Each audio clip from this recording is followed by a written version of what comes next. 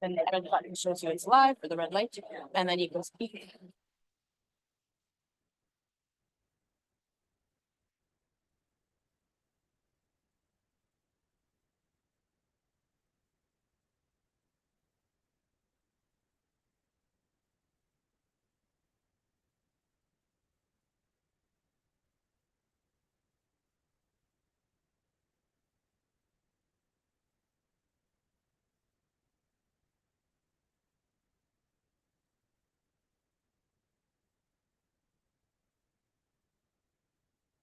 If folks want to find a chair, we're going to get going here in a minute.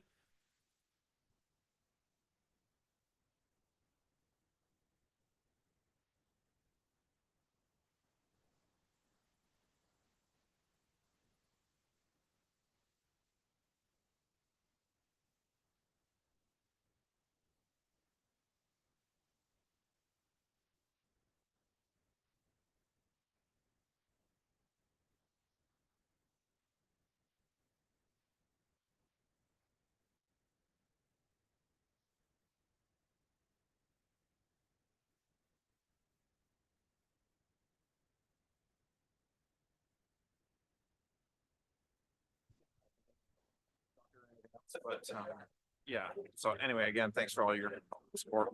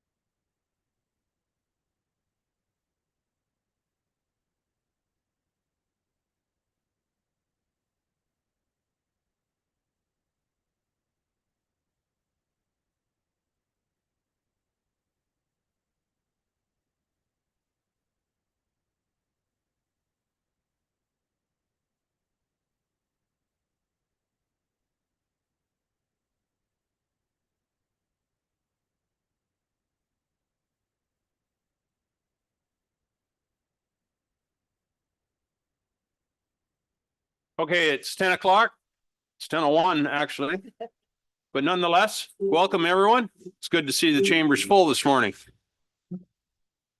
We'll begin the meeting by calling to order. And if you want to join us, please rise and we'll sing "O Canada."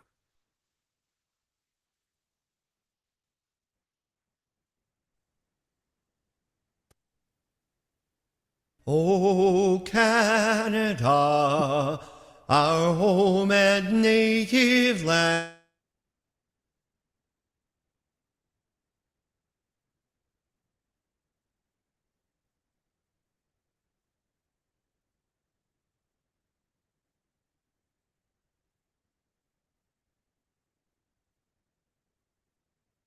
And true patriot love from far and wide, O Canada, we stand on guard for thee. God keep our land glorious and free.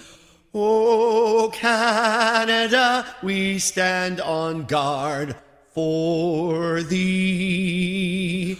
O Canada, we stand on guard for thee.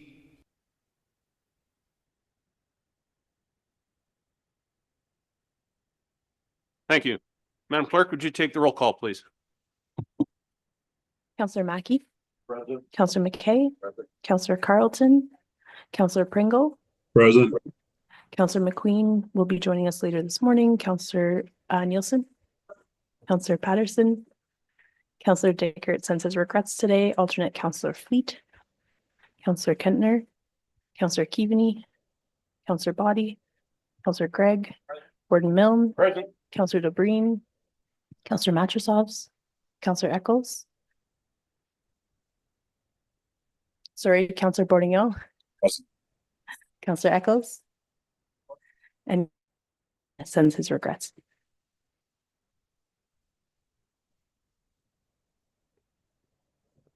And alternate Counselor Doug Hutchinson. Present. Thank you, Tara. Before we begin, I want to respectfully acknowledge that we are gathering on the traditional territory of the Anishinaabe Nation, the three people of the three fires known as Ojibwe, Odawa, and Potawatomi nations. And further, we give thanks to the Chippewas of Saugeen and the Chippewas of Nawash, known collectively as the Saugeen Ojibwe Nation, the traditional keepers of these lands and waters since time immemorial. To our south lies the traditional territories of the Six Nations of the Grand River and the Haudenosaunee Confederacy. We are dedicated to honoring Indigenous history and culture and committed to moving forward in the spirit of truth, reconciliation, and friendship with all First Nations, Métis, and Inuit people. Is there any declaration of interest related to any matter on today's council agenda? Seeing none, if one should arise, you can declare it at any time. We have a number of set of minutes we need to consider. First is the County Council and Committee of the Whole meeting minutes dated November 14th. Someone care to move those, please? Counselor Nielsen, Counselor Patterson. Any discussion? All those in favor? That is carried. We have the Long-Term Care Committee of Management minutes dated November 12th with a number of resolutions contained therein. Would someone care to move those minutes, please? Counselor Keaveney and Counselor Matrosovs will second. Any discussion?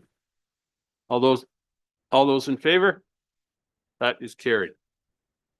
We have the closed Committee of the Whole minutes dated November 14th. Someone care to move those? Counselor McKay, Counselor Carlton. Any discussion? All those in favor? That is carried. There are no closed meeting matters. There are no reports, no bylaws. Well, we have one bylaw. That is the confirming bylaw. Someone care to move that, please? Counselor Eccles and Counselor DeBreen. Any discussion? All those in favor? That is carried. News and celebrations. Counselor Carlton, please. Thank you, Mr. Warden, and good morning, County Council. I'd just like to start with tomorrow evening is Sparkle and Shine at the Shallow Lake Community Center, where we will do the light up of the trees out front. And this year we will also have lights at Kilsyth Community Center and Kemble Community Center. And Sunday, December 8th is the Kemble non-motorized parade starting at 2 o'clock. And the Monday night, December 9th is Jingle and Mingle at Allen's Convenience Store in Shallow Lake, put on by the Shallow Lake Village Improvement Committee. That's everything. Thank you, Sue. Anyone else? Counselor Kentner. Thank you through you, Mr. Warden.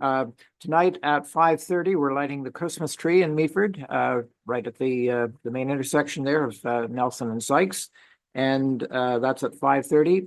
And we have a tour of the store windows, and that's followed by the opening of our Christmas on the Bay, which is on the Market Square, and a great opportunity to do some Christmas shopping and just really have a great outdoor experience as winter moves in on us. Thank you, Ross. Anyone else? Counselor Eccles. I don't know whether it was celebration, but it was certainly an interesting morning yesterday. The Ontario Health Coalition, a group advocacy group for maintaining public health, has been around Ontario with a Trojan horse, which represents the deception, using their words, the deception that the Ministry of Health is doing on influencing our public healthcare system to privatize it. So it was in Durham yesterday at 9 o'clock in the morning. And Mr. Kentner, yes, it was cool. Christmas is coming. They are in Bracebridge and Bracebridge today, I believe, and then Brampton. And then that'll be the end of a month-long across Ontario where this Trojan horse has come to represent what is happening to our public health and what's happening to our rural, especially our rural and northern hospitals. And I guess West Grey, Durham, especially site, is still kind of on the headline of that. So it was very good that it was there. And the fight continues. It's public. On another note, on December 6th and 7th, we will be having Glen Colton Farms, which is an outdoor group that has put on a Kris Kringle market. And it is at a farm site just outside of Durham on the second concession north of Highway 4.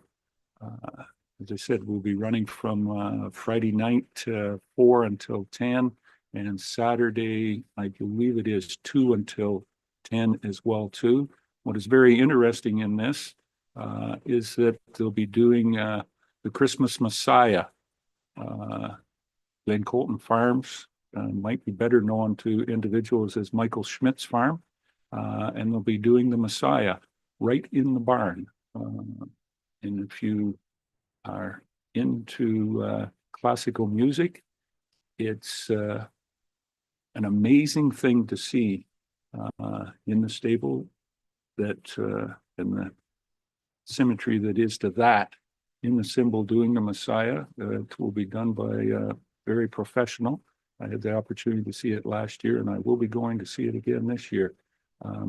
A different concept when you see that type of music, opera type in a stable. So that's for anybody. Tickets are available for that online. Thank you, sir. Very good. Thank you, Kevin. Anyone else?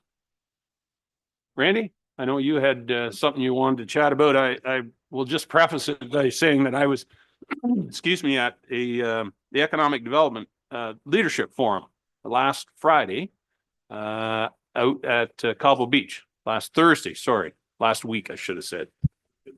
I was there, yeah. Anyway, it was a wonderful day, a lot of speakers, a lot of inspiring ideas. So Randy, please. Yeah, and thank you for that. And good morning, everyone. So as the warden indicated, Savannah, Steve, and the EDTC team hosted the first leadership forum at Cobble Beach last week. And the overall theme of Thursday's discussion was based on building communities for the future. Some of you were able to attend that day and heard from a number of fantastic speakers. One of the first keynote speakers was Dan Matheson, who's the former mayor of Stratford, and is currently the chair of the Provincial Land Development Facilitators Agency. Dan helped to champion a lot of the economic development success that Stratford has seen over the past couple of decades and provided some insights on how to attract investment to our communities here in Grey County.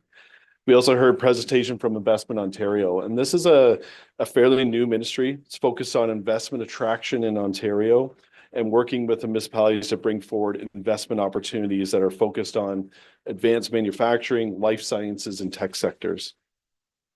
We heard from Luigi Presta from Think Compass and his planning for our backyard analogy that he used.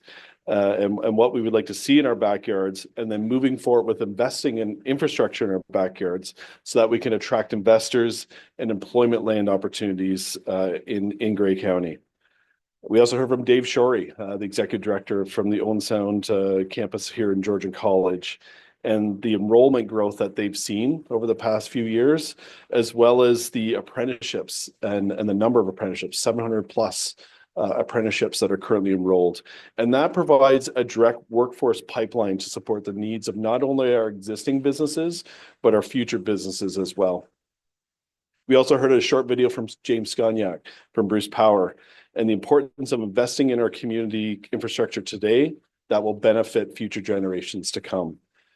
And then, of course, we heard from our fantastic Grey County EDTC team, Savannah and Steve, indicating the importance of investing and activating more employment lands throughout Grey County in order to be investment ready. So I just wanted to thank, Savannah is unfortunately not able to be here today, but I wanted to thank Savannah, Steve, the EDTC team for putting together such an excellent forum, especially the first forum that we've held.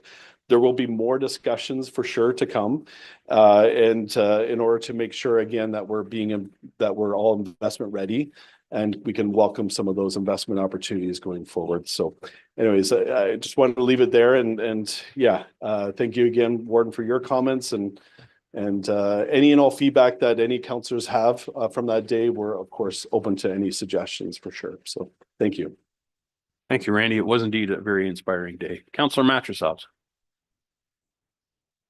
Thank you. Through you, the warden, I do have one more festive occasion to share. Coming up on December 6th, Friday evening, December 6th, is our Clarksburg Christmas stroll. So there's an alternative activity for all of the festive things that are going around in Grey County right now.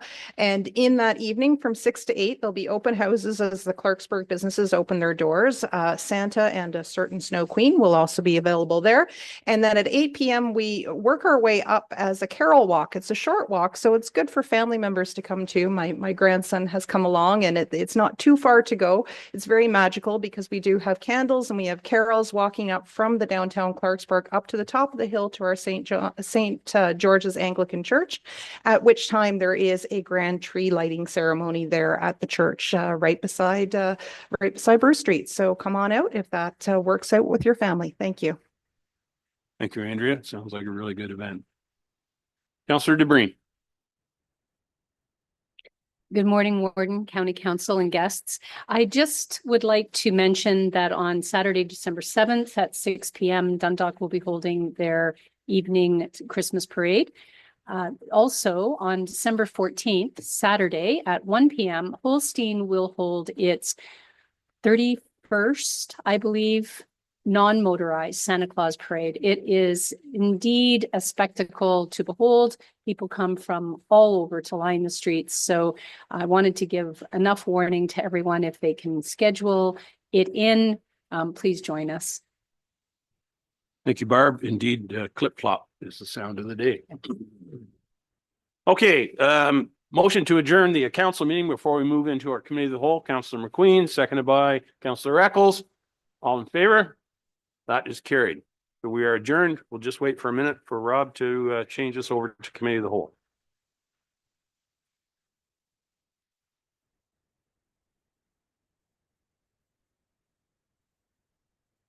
Thank you, Rob. I'll call this meeting of committee of the whole to order. Is there any declaration of interest related to any item on this agenda? Not seeing one. Is there any business arising from the minutes? Not seeing any. We have 3 delegations here this morning. The first is Mr. Lloyd Lewis. He's here to speak about road safety and Grey Road 1. Mr. Lewis, are you here? Oh, there he is. Come on ahead, sir. Come on up to the podium. Welcome.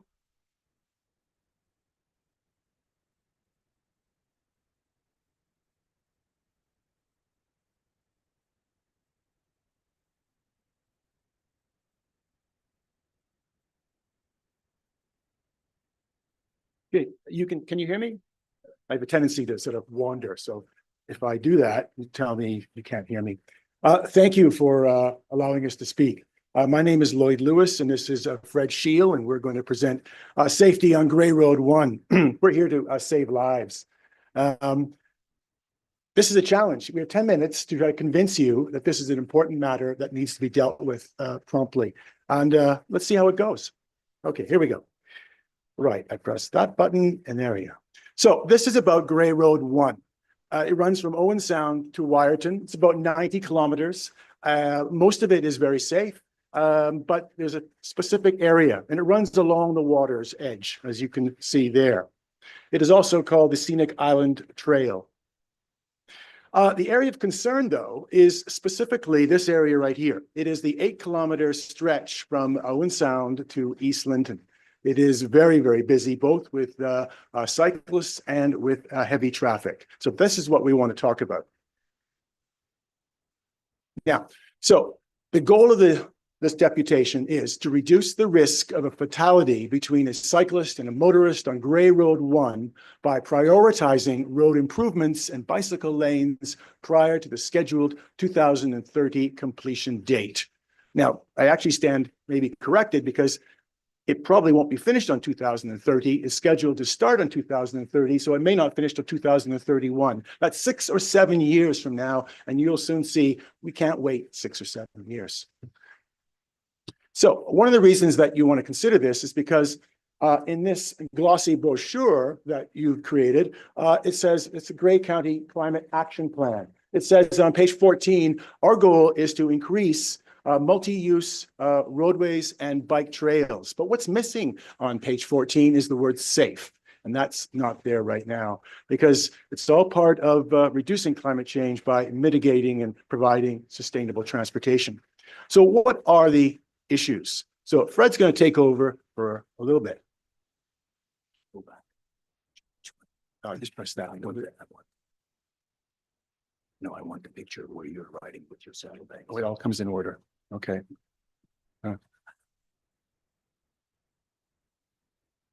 Okay. Let's try that. It's not moving. Okay. Sorry, a little technical glitch here. Not sure why. Okay, let's try this. There we go. Okay, and you want the one saddlebags? Yeah, keep going. Okay, There's one. okay. That one's fine. Thank you. 3.75 meters. I want you to remember that number. Okay. So in terms of roadways, so this is Gray Road 1, going up towards East Linton. My wife is on the bike, Lloyd is beside her in a car. If you look at the roadway itself, from center to the edge of the road, which is very hard to define, you have roughly speaking 12 feet or 3.75 meters. Now, I want to give you an idea of how cyclists, a car, and a 1 meter of space works in that particular situation. If you look at a bike, so take a measurement of any bike, it takes up roughly speaking about 0.5 meters of the roadway at the edge. So now you go beyond that and you say, okay, under the Highway Traffic Act, a vehicle must give a car 1 meter of space. So now you're into 1.5 meters of that 3.75 meters of roadway. Then you take the average car, like Lloyd's car there or my van, which is roughly speaking about 2.25 meters wide. So you add all of that up, 0.5 meters, 1 meter, and 2.25 meters. Within the concept of that 3.75 meters, you've got it covered. Everything's good. As long as the car stays more or less towards the center of the lane. Now, that's in a perfect world. Now you take this one step further, and I'll go to the next diagram here if I can. I want that road, the one, keep going up, up, we're going back. No, going forward. You want to go back? No, I want to go to the picture of the roadway. That's terribly. Oh, okay, that one. No, back. The Or forward, one with the whatever. one with the band. No, keep going. Oh, no, you want that one? No. Okay, I'll let you play with it. Which button am I pushing here? Well, you can go back here or go forward here. All right. I am. Come on. It's not, Okay, you want to go back? okay, Okay, let's go back. it's not working with my finger. All right. Okay. And we're done. Thank you. We're at the very end. Okay, let's have a look. The worst picture of this side. Okay. You're not getting it? No, you're gonna have to go without. Okay, it's not coming? Okay. You can see all the slides right here. So if you can identify the- Yeah. Oh, there you go. No, keep going. Okay. Keep going. Up. Yeah, you use your finger. Slide up. Keep going. Keep going. Yeah. There you There go. it is. Let's use that one. This one right here? That one right there. That one, yep. Okay, sorry about that. Technical glitch. Anyway, in a perfect world, as I was saying, 3.75 meters, if the edge of the road is in good condition, works fine. Now, this is part of the roadway up towards East Linton, and if you look at that, you've got a white line, you've got basically broken pavement all the way along. So if you take my scenario that I described of 3.75 meters now, in order for a bike to safely ride up that roadway, they have to encroach the roadway more. Let's say roughly by a meter, which shifts everything over by a meter. So now you're a meter into the other lane. So any car that's coming up behind you has a number of different choices. One of them being you slow down and you wait until it's safe to pass, but you have to cross the center line. Okay. Second of all, if you don't want to do that, then you just keep going up the roadway as close as you can to the center. But now what you're doing is you're encroaching on that 1 meter of space that you're supposed to keep between the cyclist and the car. So that oftentimes happens, and that creates a very unsafe situation for both the biker and for the car. And then the whole thing is exacerbated by the fact that this road here is used by a lot of trucks, school buses, and of course by motorhomes. So motorhomes generally are anywhere between motorhomes and trucks are anywhere between 1/2 meter and 1 meter wider than an ordinary car. So you can just imagine what happens in that whole scenario.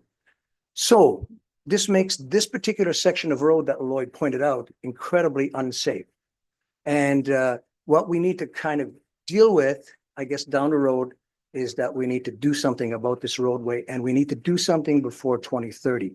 So in conclusion, in terms of what I have to say is basically, we need to at least pave the shoulder. This is beyond the white line there by at least 1 meter, which brings everything back into a nice perspective. This is where cyclists can ride and a car has that 12 feet of roadway.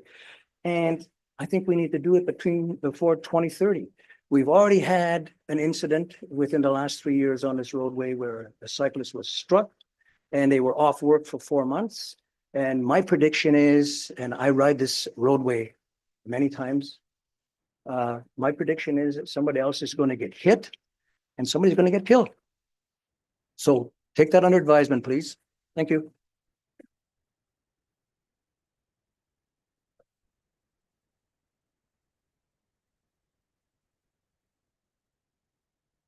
I'd just like to read you an email, please. And that is, this is from Deanne Holman. I'm not a cyclist, but I wish to one day ride a bike to work, Keppel Sarawak School on Grey Road 1. Right now, I would never feel comfortable due to the lack of bike lanes. I live in Balmy Beach. I've had several emails of support for this, and you can see from the back, the crowd that we have here of support. This is an email which I think you've all got a copy of from the Owen Sound Cycle Club, and I'm just going to read just a little bit of it. They have close to 100 members. And during the riding season, we may have as many as 5 groups ride per week using Grey Road 1. A typical ride includes 3 groups of 5 or 6 cyclists riding about 35 kilometers. Now, they represent an important part of this, but only a small portion. Hundreds and hundreds of people ride this route, and so therefore it's ridden thousands and thousands of times. Let's go to... Okay, everything's going fine. Okay, hang in there. Boom, boom, boom. Okay, right. Issue number 4.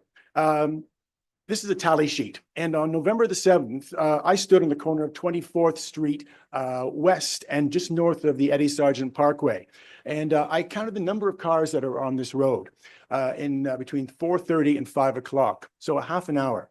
And the little dashes that you see on this are the cars, and the circles are trucks. So being a retired teacher, I've got a couple of quiz questions for you. Are you ready? Here we go. Quiz question number 1. How many vehicles passed in front of me during that 30-minute period? Any idea? Well, here we go. Okay. 406 vehicles. That's approximately 800 an hour going in that particular area to be shared with bicycles. 62% were northbound, and even more frightening, 38% were heading back into Owen Sound at 4:30. So you've got this mix, which is dangerous. 1/3 of the vehicles were trucks, gravel trucks, pickups, you name it, okay? All wide vehicles. Here we go. How do you interpret this? Well, here's question number 2. Are you ready? Imagine you are cycling for a 1 kilometer route, just 1 kilometer. It'll take you approximately 3.5 minutes. How many vehicles would pass off your left shoulder in that 1 minute? Any idea? Of course you don't, because it is alarming. It is this: 30 vehicles would pass in that 3.5 minute section right off your shoulder because you have nowhere to go. And the third and final question, How many at the same time would be traveling the other direction, which doesn't allow the vehicles to move to their left, to swerve around you? So how many vehicles? And that would be 18. So these are scary, scary numbers. Now you say, well, this is at rush hour, but I've actually ridden on a Sunday morning from East Linton back into Owen Sound at this particular spot. And at 10 o'clock in the morning, you think it would be dead quiet, right? But it's not. It was 40 vehicles flying off my shoulder at 80 to 100 kilometers an hour. It's intimidating. Okay? So here we go. Now, actually, because of lack of time, I'm not going to entertain you with the lemon theory of disaster. So I'm going to fly through this slide right now, but you can book me in at any time you want. Okay. Issue number 5 and the final one. And here is Grey Road 1. It has many signs on it that look like that green one there, which says this is a cycle route. It is well advertised. It's advertised throughout the province, throughout the county. Come to Grey County and spend your money and cycle our beautiful roads. However, when an accident happens, and it is going to happen, and I'm not being a fearmonger, but based on statistics, it's going to happen in the next 6 or 7 years. Who is liable? Where will fingers be pointed on when you're promoting the scenic island drive everywhere?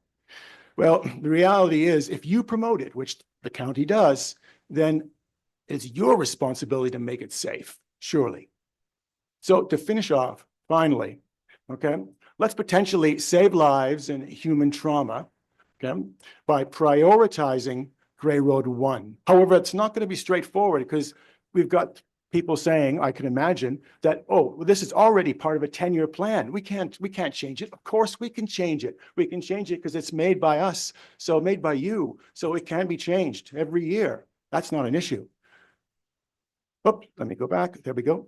Next, they may say, well, we've got a limited budget. Well, we know that's why you prioritize. What is the most important issue, the most dangerous issue that we need to deal with immediately? And we say it's this issue right here.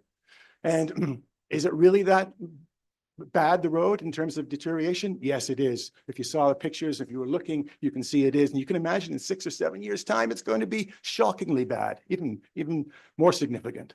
And also, is it really that unsafe? Well, just look at the numbers of cars, and it's just not a good fit. And I ask you this, can you find a more dangerous road in the county than this? And I don't think so. So we ask that you prioritize it. We ask that you direct your attention to staff and get them to move it forward. And if I was to turn and ask the crowd behind me and say, if they move it forward from 2030 to 2029, is that acceptable? And if they were to move it forward from 2030 to 2027, would you be happy with that? No, I don't think so. So please do whatever you can. We believe that this will save lives, and I hope that we've had an impact. So thank you very, very much.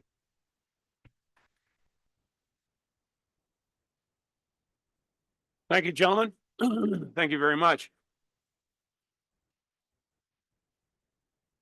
Councillor McQueen.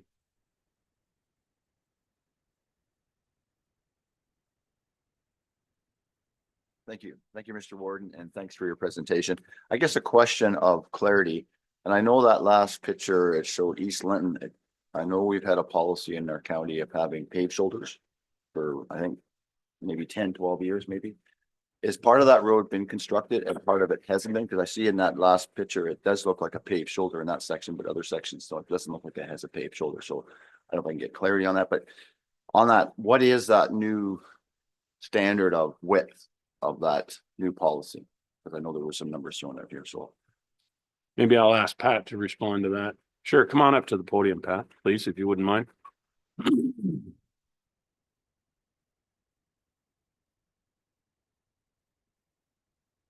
Thank you. Through you, Mr. Warden. Yeah, I just have a few comments to make here. So of the 877 kilometers of road the county has, we have 259 kilometers of fully paved shoulders and 231 of partially paved where maybe it wasn't on the cycling trails master plan, or we couldn't get the full 1.2, which is now changed to 1.5. But I guess the point I'm trying to make is we believe in paved shoulders and we are behind them, and we have been for a long time. And this to me is it's not a question of whether we're all on the same page, because we are. It's just a scheduling issue for us. So I guess one thing I did want to mention that is aside from groups calling us and talking to us, which is fantastic, and some Strava data that tourism has, we don't really know exactly where all the cyclists are. We have staff observations. Obviously, there's a lot in the Blue Mountain. There's obviously some on one. But there isn't really, we don't really have a metric on how that fits into our road reconstruction, because our practice has been to add them to the road when it's scheduled for construction. So in this case, in the 10-year plan, as Lloyd said, it is 2030. Could it be 27 by the time it gets there? I guess no one here is happy with that either, but it's not always 2030. So that is kind of our living document. So in the slide presentation, there was a lot of localized deficiencies. Now we do go out with the Owen Sound Triathlon Group every year. They give us a list of some hot spots. We do some repairs just to make sure that there's not going to be any issues. But again, the majority of that road compared to some other roads we have, the paving condition is a lot better than other ones, like it just is. That being said, if there's no cyclists on that road, should there be a metric to move it up? Because, there's 40 to have for that road. So 4,887 cars. And I've said this for a long time, Mr. Lewis's point, that's a lot of cars going by a cyclist. And someone driving by every day over the course of your lifetime or your working career is an inherently dangerous activity to just drive a bike on any road, sort of. So you got to make it as safe as you can. And that's what we're attempting to do. And like I said, in this case, the lowest PCI is between Old Beach Drive and 17A. So that is lower than the other ones. But again, it's difficult and expensive for us to do a short section and or to just do a paved shoulder. It would be quite cost prohibitive. So and the other question is, what road do you not do? Should this take priority over Waverly Heights, say, or should it take priority over another rural road where there's Mennonites? So that's kind of where we struggle. And it's not that we don't think the road would benefit from being resurfaced and completed. It's just that if you do a full reconstruction of a road before its time, in theory, it's going to cost you more money than you would have saved, because you're always doing every road sooner. But whether there's another report that comes back to committee going a little more into the intricacies of the paved shoulder program, because we do believe in it, like I said, and we've put a lot in, and we're going to continue to do that. It's just a matter of when something falls in a window, is there people that aren't happy with it? And that's hard for us to know exactly when we want to move something to, because it does cost money, right? Okay, thanks, Pat. Appreciate that. And again, thank you, Mr. Lewis, for your time and your presentation. It was well researched, and the crowd, thank you for coming today. Thank you very much.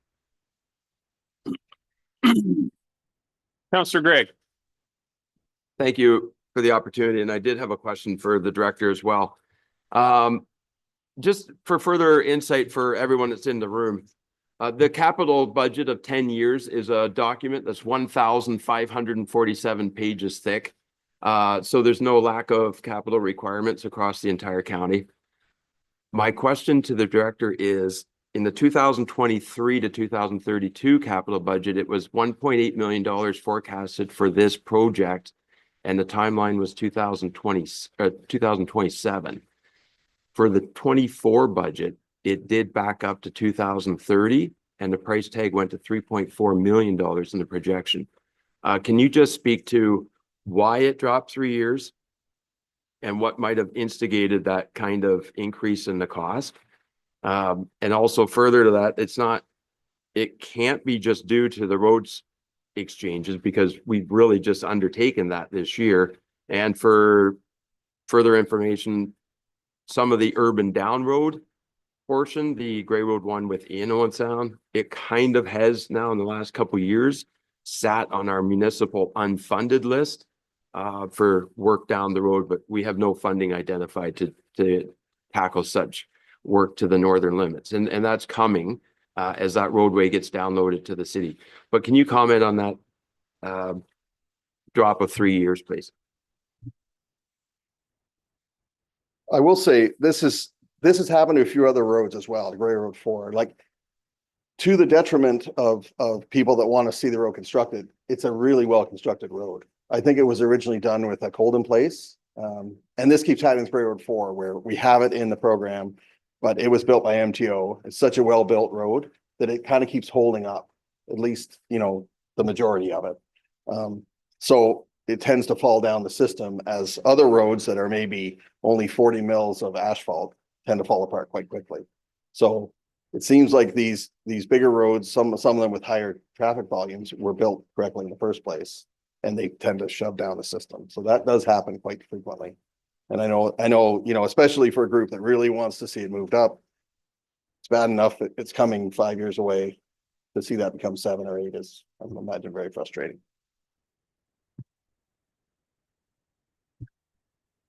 The cost piece, Pat? Usually the costs they usually, increase over time for one. And as we get more details on our pavement structure and stuff, they would probably increase as well. So depending on what's there, so. The scope might change slightly through the 10-year plan as we go. Usually the closer jobs will move on a little more detail. Thanks, Pat. Okay, we'll move on to our next delegation. Thank you, Pat. Thank you again, Mr. Lewis, and the gentleman that spoke with you.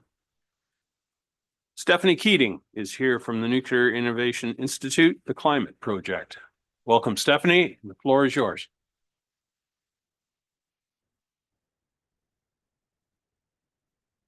Good morning. Thank you for having me. My name is Stephanie Keating, and I'm the Director of Environment at the Nuclear Innovation Institute. And I'm here to talk to you today about a resource that we call the Climate Project. So first, let me set the stage with a bit of context. The world is saturated in news and information about the perils of climate change. From a steady stream of scientific studies to daily climate-related news, this global scale can make the issue feel less tangible and less urgent. This is just a selection of some recent headlines on climate change. There's a clear need to make climate change information relevant to this region and share what it means for where we live. So that's why we created the Climate Project. This project is funded by Bruce Power and supported by the Nuclear Innovation Institute. The Climate Project aims to localize research and scientific knowledge on climate change for people in this region, those in Bruce, Grey, and Huron counties, and local Indigenous communities, all located within the Saugeen Ojibwe Nation territory. We aim to provide actionable intelligence on what a changing global climate could mean for where we live. The information is presented on a dynamic website full of impactful visuals, videos, and accessible text. Research comes from qualified sources in academia, conservation authorities, municipal, provincial, and federal governments, local Indigenous knowledge, industry partners, NGOs, and more. Some of the groups we've talked to include the Maitland Valley and Grey Sauble Conservation Authorities, the Son Environment Office, the Historic Saugeen Métis, the Lake Huron Coastal Center, and much more. The information is presented as a story told in 3 chapters. So the first chapter is air, where we talk about rising air temperatures, air quality trends, precipitation and drought, extreme weather, forest fires, and how they impact the region. So I'll just highlight a couple of pieces of data. For example, our beloved winter traditions may be on thin ice. Over the past 30 years, so from about 1991 to 2020, Grey Bruce has seen a median of 64 days per year where the temperatures are below 0 all day. So these are called ice days. According to some projections, which are drawn from Climate Data Canada, in the most intensive warming scenario, this may drop to only 14 days per year with temperatures below 0. So that's by the turn of the century. These days might not be sequential, which means that things like ice rinks, our lakes freezing over, and even maybe building snow creatures that last for longer than a couple days may be things of the past. The water section contains information on water temperatures, ice cover, shoreline erosion, aquatic ecosystems, invasive species, and much more.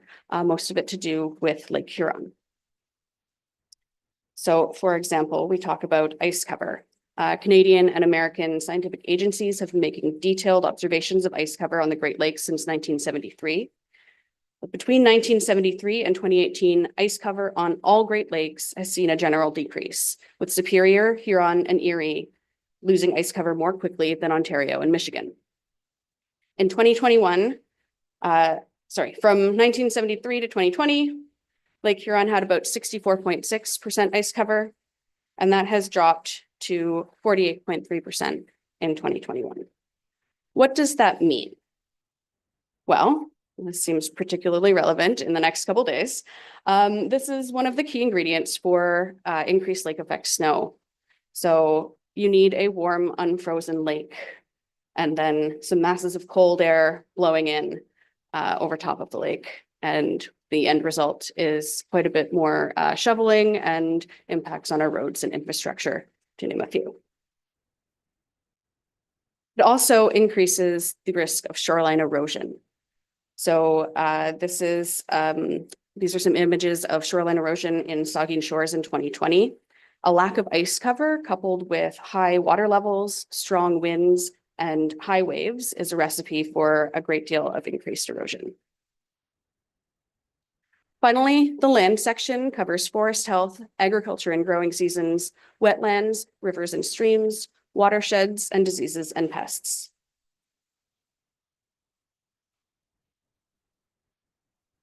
So our community's forests are a huge part of life in this region.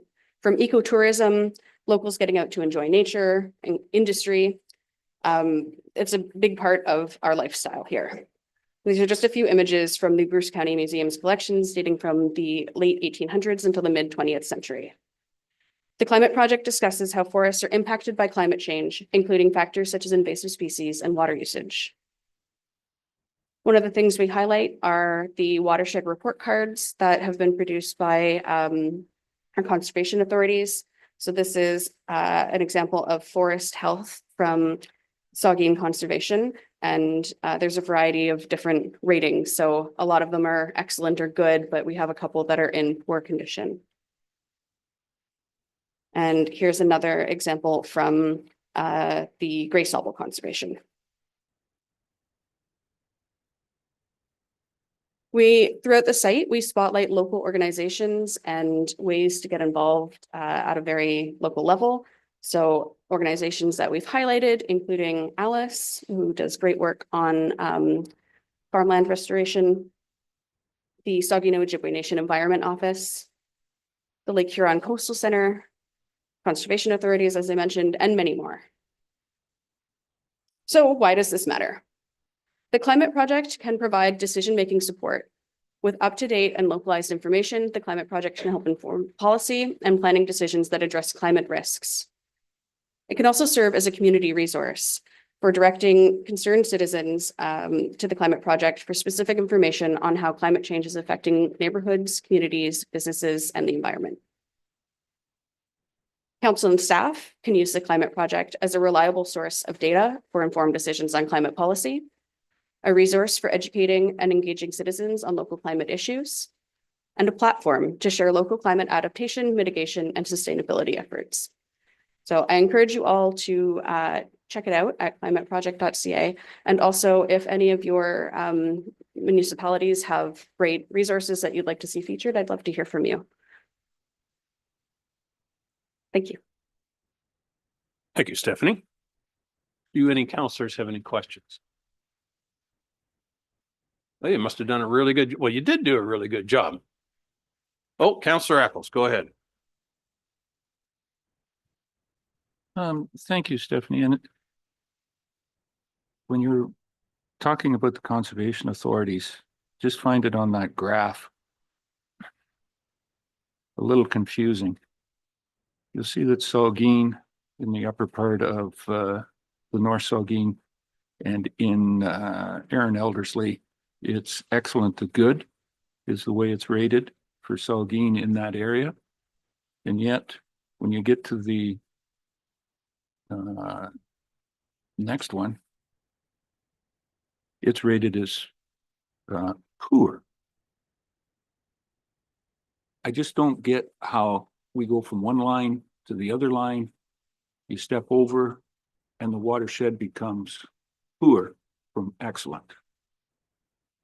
Am I questioning the conservation authorities' way of doing things? Yes, I am. Stephanie?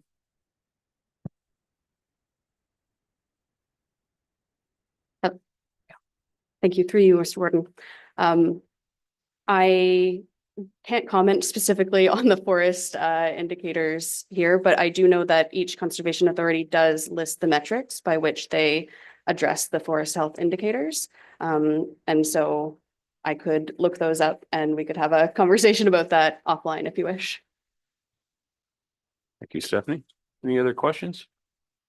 Well, thank you very much, Stephanie. I truly appreciate your time today and your presentation. Thank you. So we have one final delegation this morning. Annette Pedler is here from Safe and Sound. She's going to be speaking about feasibility assessment for emergency shelter and a letter of support. So good morning, Annette, and welcome.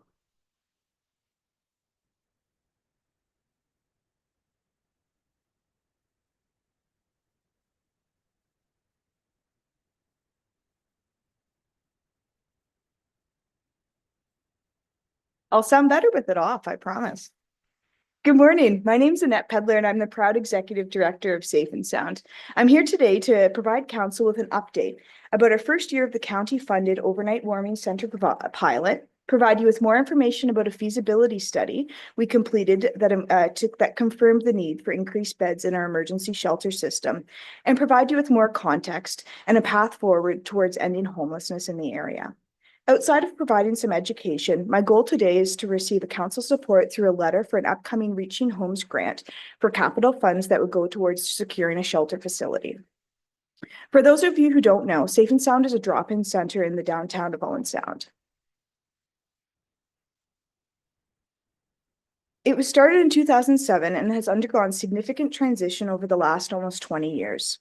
As the need or acuity level of our participants has increased, so has the need for our services to professionalize. This shift has meant that it's time for us to update our strategic plan, and in order to do so in an informed way, we received funding through the federal government through the Community Services Recovery Fund for both a feasibility study and an updated strategic plan. This fund was administered locally through the United Way. One of the main takeaways that I'd like you all to come away from this delegation today is the fourth point on this slide. And that it's that our community is in a crisis, not just of an opiate and housing, but it's also one of developmental services. I don't think that the general public appreciates how many of our participants have a disability, and employment is not the end goal for everybody. Between 40 to 75 individuals access Safe and Sound services every day. It's not just people who are homeless, but also people who are living in precarious situations and are in the margins of our communities. I'd like to be very clear about this next point. The vast majority of our participants have significant ties to Grey and Bruce counties. This is corroborated through the data that the county staff collects through the by names list. And we also asked every participant over a 1-week span over the summer where they went to high school. And 94% of those individuals had attended high school in Grey or Bruce counties. Over 75% of them were in Grey County. My personal aha moment about this came after I'd already been the executive director at Safe and Sound for a year. And I was walking in the downtown of Owen Sound with my mom, who is a teacher at the same elementary school as me. And we passed a participant who is somebody who is there every day. And she said, "You know him." And I said, "Well, how did you know that?" And she said, "Well, you went to school with him, grade 6, grade 7, and grade 8. And guess what? He was in the special education unit." And it just hit me in that moment that the division in our community starts so early that I'd never even been given the opportunity to know anything about even the person's name, their life and aspirations. You really all do have connections to people who are homeless in our community. There are people who went on leave from work after a death in their family and they never came back. There are people who never came back to your soccer team after an injury. They're your neighbor's kid who you just never hear them bring up anymore. They maybe used to be your doctor. This othering narrative is a politics of convenience and reflective of a lack of understanding of the reality of the situation. Also, the fact that the majority of our participants on our Ontario Works or Ontario Disability Support reflects that homelessness is an income issue. Also, you might hear me say that we are a service. Helping and serving is only the byproduct of what we do. We exist to facilitate people's basic human rights. People in Canada have had the right to food since 1948, so we serve breakfast every morning with the support of OSHARE and Salvation Army through the Grey Bruce Food Share. The United Nations General Assembly declared water and sanitation a basic human right in 2010. We have 2 bathrooms and a shower with toiletries for individuals. Access to the internet, that's been considered a basic service by the federal government since 2016. And so we have computers for individuals. That's what this service is about. It's about facilitating a basic right. So last winter, was our first year of a 2-year pilot program, which we received $150,000 from Grey County. I'll get into more details later about the exactly what the service model of a warming center is, but this initiative was targeted at getting unsheltered community members off our streets at night. As is demonstrated in this graphic, we averaged above capacity throughout the winter. This was possible only because people didn't stay the whole night. Also, you can see in our daily visitors that we have a lot of people during the day, and that's reflective of how many people, first of all, access our services who are not homeless, and also how many other service providers come to Safe and Sound to meet their clients there. So we have staff daily from the hospital, from community living, from Canadian Mental Health Association, who come to Safe and Sound to meet their folks there. The hospital was able to provide us a comparison chart about the visits to the Emerge department last winter in comparison to the same 5-month period the previous year. In total, there were 71 less visits to the Bright Shores emergency rooms by homeless individuals. This does not account for the fewer admissions. Homelessness is very expensive in our community, in any community.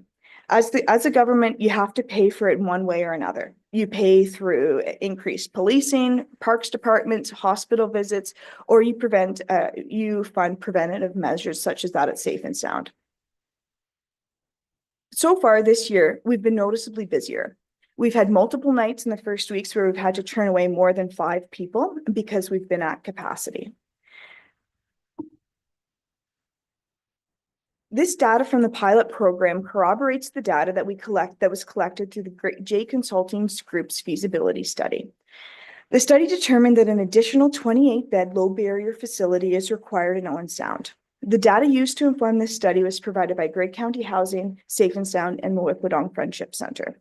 The consultants did interviews with Grey County staff, community partners, and participants. The report suggested that a purpose-built facility would best meet the needs of the community as a whole, and it would have an estimated cost of $2.96 million. We will discuss again different models next, but certainly the possibility of purchasing an existing building and completing the necessary modifications could provide a lower cost path forward. The county's own turnaway data and numbers recorded on the by name list clearly demonstrate that this is the need for this facility is not based on any future projections. This is a need in our community tonight, and it's snowing.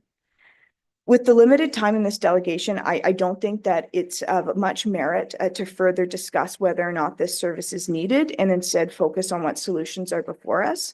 If you don't think it's still needed, come to Safe and Sound tonight. There are several different models of shelter that all have their advantages and limitations. The one that you all may be most probably familiar with is the motel model, which we have here through the Diamond Motel. The dignity that comes with the privacy of having your own space can be vital for people. Motels can limit vicarious trauma that comes from others and are fantastic in limiting the spread of contagious pathogens, which is of course top of mind after COVID. Motels, though, can be very isolating environments, and this is especially true when there's not support staff available on a 24-hour basis. Next is facilities that have private rooms and communal spaces, like the ones suggested in the feasibility study, can be great at ensuring that some confidentiality is still maintained. Those facilities can be set up in a way that community and support is built in those communal spaces, but people can still have a private space to retreat to if they're feeling overwhelmed or if they feel like they need to remove themselves from it for any reason. These facilities typically are open for individuals throughout the day, meaning that they need to be staffed on a 24/7 basis. Congregate sleeping models, or more dormitory style, are typically open for more limited hours, so like 10 p.m. till 8 a.m., which can reduce staffing cost and can reduce the impact of the facility to the neighbors. These types of facilities generally can fit more people, but they rely heavily on having a separate space that people can become connected to services throughout the day. This option does not provide people with the ability, though, to create distance between themselves and other service users. Finally, a warming center is what Safe and Sound is currently operating.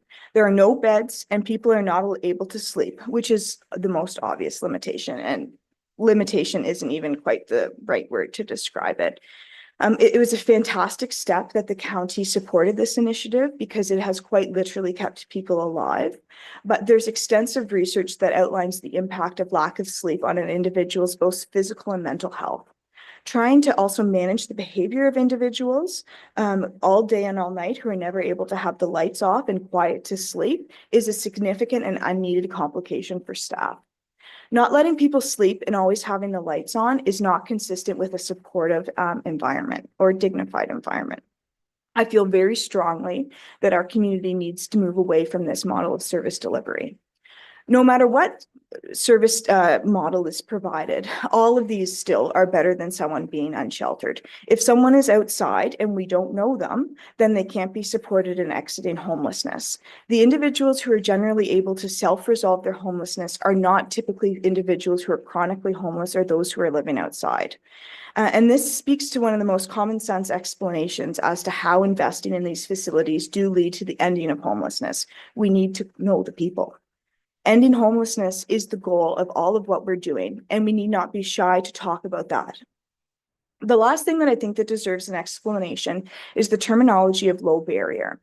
Any of the different models listed above can themselves be low barrier, and it is a way, but it's basically a way to talk about filters that a service provider is putting on their program to shape who they serve and in what way. Even though Safe and Sound is a low barrier facility, there are still barriers that participants experience. The space we have is not designed in a trauma-informed way, with areas that people can be in private to decompress and not be impacted as if they're having a tough go. The fact that our space creates barriers has very serious implications to the community around us as well as our participants. When everyone needs to be in one or two rooms at all times, we're not putting people in positions to be successful, and participants end up on service restrictions. These service restrictions have devastating impacts. I don't have a room full of people behind me today because they're in the next room and they're at a debrief session for one of our participants who died outside earlier this week. And it was the barriers in which Safe and Sound has that meant that that facility could not be appropriate for him. And he died a very preventable death. And that's not the social services and my burden to bear. That is all of our responsibility to understand where we're falling short. A couple of them skipped and still came. So what are our next steps and how will they be funded? Today's ask from council is for a letter of support for an upcoming Reaching Homes capital application that Safe and Sound is applying for. This grant is for $500,000 and would be a significant chunk of the capital funding required if we were looking at purchasing an existing building. Reaching Homes also has a grant for operational funding, which we've already applied for. This is up to a maximum of $50,000 a year. The ongoing cost of staffing will vary greatly depending on the model of service, and the gap between available federal funding and the operating costs actuals will be looked to be provided through Safe and Sound's limited fundraising abilities and county funds. As the county is the service manager As the county is a service manager for the area and distributes the provincial homeless funds, you're essentially acting as representation for also potential provincial funding opportunities. And it's my understanding that no municipally levied funds currently go towards homelessness program. And so this is certainly a self-limiting and potential funding paths.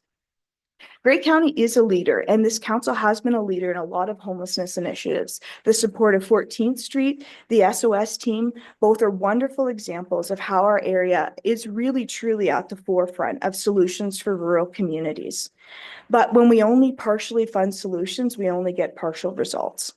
And if we gave the fire department buckets and not hoses, we all wouldn't drive around the downtown wondering why there were so many buildings that were burnt down. We'd recognize that we've not put them in a position to be successful. And also we wouldn't blame them. But that's what's happening now with services like Safe and Sound. We receive just enough funding to keep the lights on, but then shoulder the blame in the community for creating the problem. And this is where all of your leadership becomes so important. I believe strongly that we all have a responsibility to enact and advocate in action in the spheres of influence in which we hold. And all of you hold much more influence than most of the people that I speak with. And if I say this to everyone, if your only solutions though are things that other people should do, then you need to revisit your solutions. If you think that the federal provincial governments need to be providing more funding for somewhere like Safe and Sound, then please use your elected office to advocate for that. One of the participants knocked on my door the second overnight this winter, and she asked me if I really believed that the elected people cared about them. And I said, oh, definitely. And then she said, but why won't they let us have a bed? And I was like, oh, what a question. How to convey that I know that you all care very deeply about our community members, but we have to find a way to make them feel that and understand that. And we also need the humility to recognize when we have more to do and more to learn, and the leadership to then take this challenge on. So thank you all very much for the opportunity to speak today. As always, I'm always available to give a tour of the facility, and thanks again for your consideration. Thank you, Annette, for all that you do for the community as well. Tremendous amount of work and compassion. Thank you so much. Are there any questions for Annette? Councillor Nielsen. Thank you very much, Warden.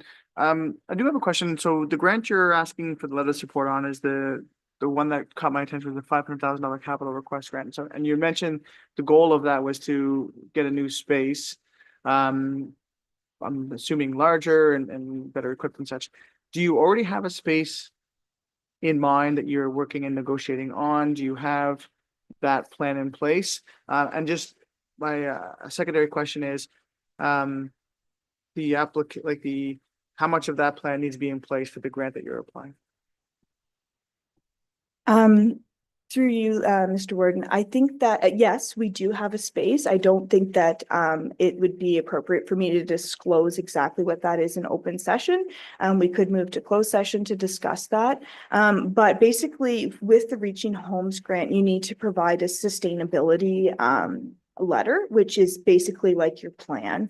They recognize that you can't really be a grant for capital funding and also need to have the person already have the building. So there is some understanding that you don't have to already have the building for to be eligible for the funds.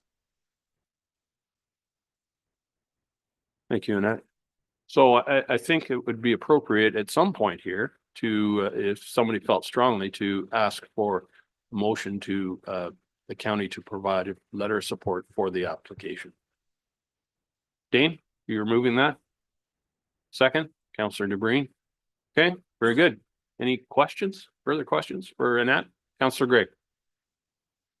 Well, it's not a question for the deputator, but thank you very much for coming here today. The question I would have with the request and the support for it is, I think about 15 years ago, there was another individual advocating for the county to support their at arm's length shelter. And I'm just wondering, how does the county support some at arm's length service providers and say no to others? Like what is the decision-making process here that decides who benefits more so than other parties? And that's not a shot at the deputation here today. It's just the county council has had this type of ask in the past. How do we choose who our providers are, our shared partners are? Anne Marie has indicated that she might have some comments for that question. Anne Marie? Through you, Mr. Warden. Safe and Sound is a known entity to us, someone that we have funded and supported for a very long time. We know that there is the ability, the perseverance, and the capacity to undertake this model. And in previous times, we've not had that relationship, nor the same feelings. Councillor DeBreen. Thank you. And through you, Warden, this is just a letter of support for the grant application. This isn't entering into any obligation at this point in time for financial support. It's a letter saying that we believe in you. That is what our motion is. I'm getting nods. Thank you. That is certainly the intent of the motion here, and that was the request from the delegation. I believe, correct, in it? Yeah. Councillor McQueen. Thank you, Mr. Warden, and thank you for your presentation. Certainly support the motion on the floor. But even maybe a little bit to Councillor Gregg's question or comment, there are a number of people that don't have a roof over their head and living out of their cars or couch surfing and all different circumstances just because of the high cost of everything that's out there. And I know that other counties, Wellington County, working with a provider of tiny homes, I'm just following up on that. So, builder of tiny homes in Wellington County and Tividendale. And so there's a lot of, we got to look at all different kinds of solutions. And we actually, as a municipality, Grey Highlands, had a town hall meeting a week ago. Maybe some of that solutions is looking at what surplus lands we have as a municipality, whether it's county or lower tier, and maybe there's opportunities for different types of housing and that type of thing. But you know, it's in a critical situation across the board in the sense of there's a lot of people being affected. I just want to make that comment, but I think we have to continue to look at all kinds of solutions for sure. Thank you, Paul. Annette? Yeah, thank you for your comment, and through you, Mr. Warden. We recognize that totally. And this is just one of the things on the spectrum of housing that's needed. We received a small grant from Community Foundations along with Mulakudong Friendship Center to this spring or this late winter, who knows with the presentation how long the winter will last, but in the springtime for a community symposium on different types of housing projects. So we've invited different individuals who have different tiny home projects in other communities to come and provide our community education on what's worked about those models, what they can and can't do, basically. And so this plan is not exclusive to continuing to pursue those other options. Thank you for that, Annette. Councillor Kentner. Thank you, and through you, Mr. Warden. I was at the table in 2007, the first group that recognized the need for a safe and sound location in downtown Owen Sound, and it has evolved over the years very much, and some of the evolution has occurred since I joined county council. So the needs are changing quite, a moving target. And I guess my question is, I'm assuming that you would continue to the present premises and those that would evolve over time, but right now you need housing or at least overnight accommodation, which and I'm not totally clear on how that is different from what we're already doing. I just know for sure that Safe and Sound has been a good partner for Grey County for a long time. And I think there's merit in working with the people we know best and who know our needs best. Thank you. So I can speak to I can speak to maybe the piece about what is different about this model than what the county is currently offering.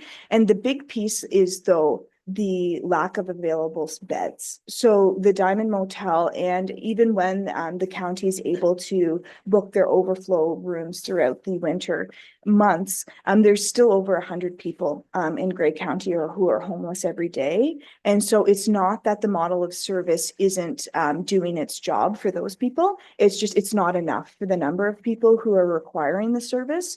And additionally, when we get back to the different barriers that people experience, the motel doesn't work for everybody, because not everybody can be in an isolated environment like that all night on their own.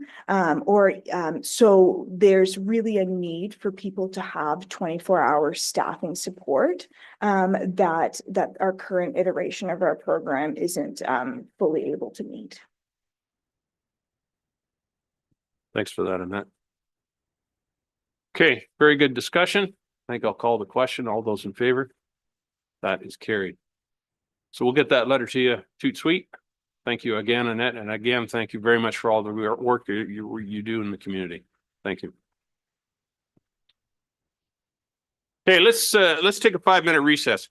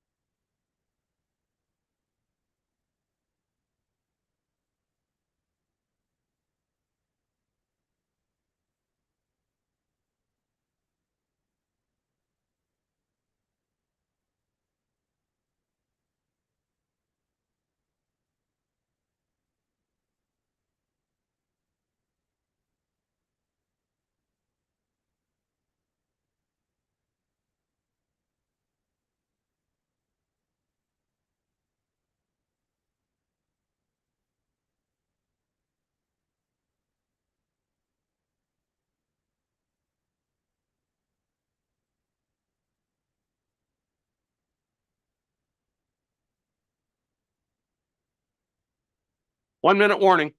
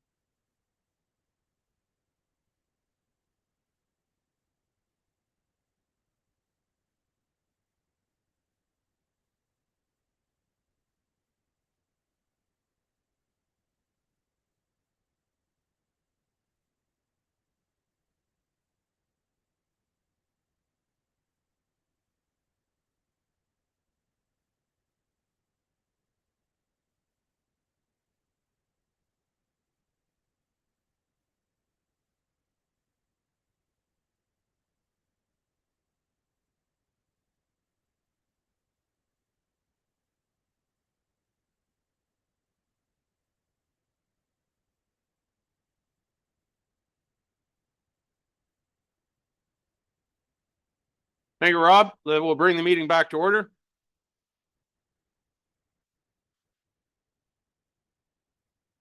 First order of business after the delegations was the consent agenda. Councillor Body.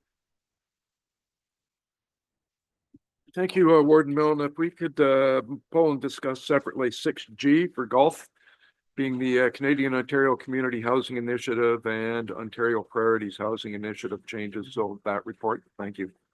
Absolutely. Anyone else want anything else removed for further discussion, direction? Okay, if I could have a motion to receive the items. Councillor Mackey, Councillor DeBreen, any discussion? All those in favor? That is carried. Moving on to matters that require direction and discussion is the report from planning regarding the centralized planning service model delivery. Someone care to move receipt of that? Councillor DeBreen, seconded by Councillor Body. Scott? Welcome, and Randy?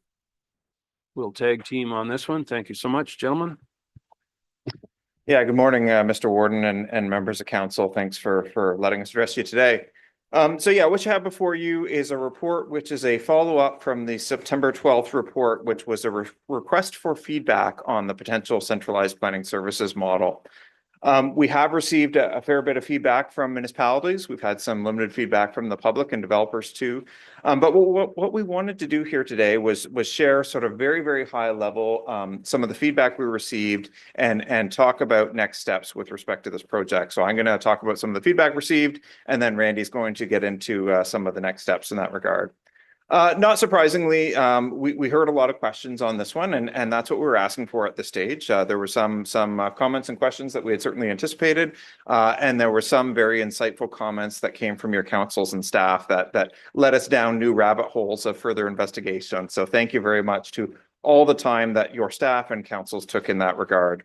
With respect to a summary of some of those comments, certainly lots of questions about location of where planning staff would be located across the county, the importance of maintaining direct face-to-face customer service at each of your municipal offices, questions about the office hours that you would have staffing there.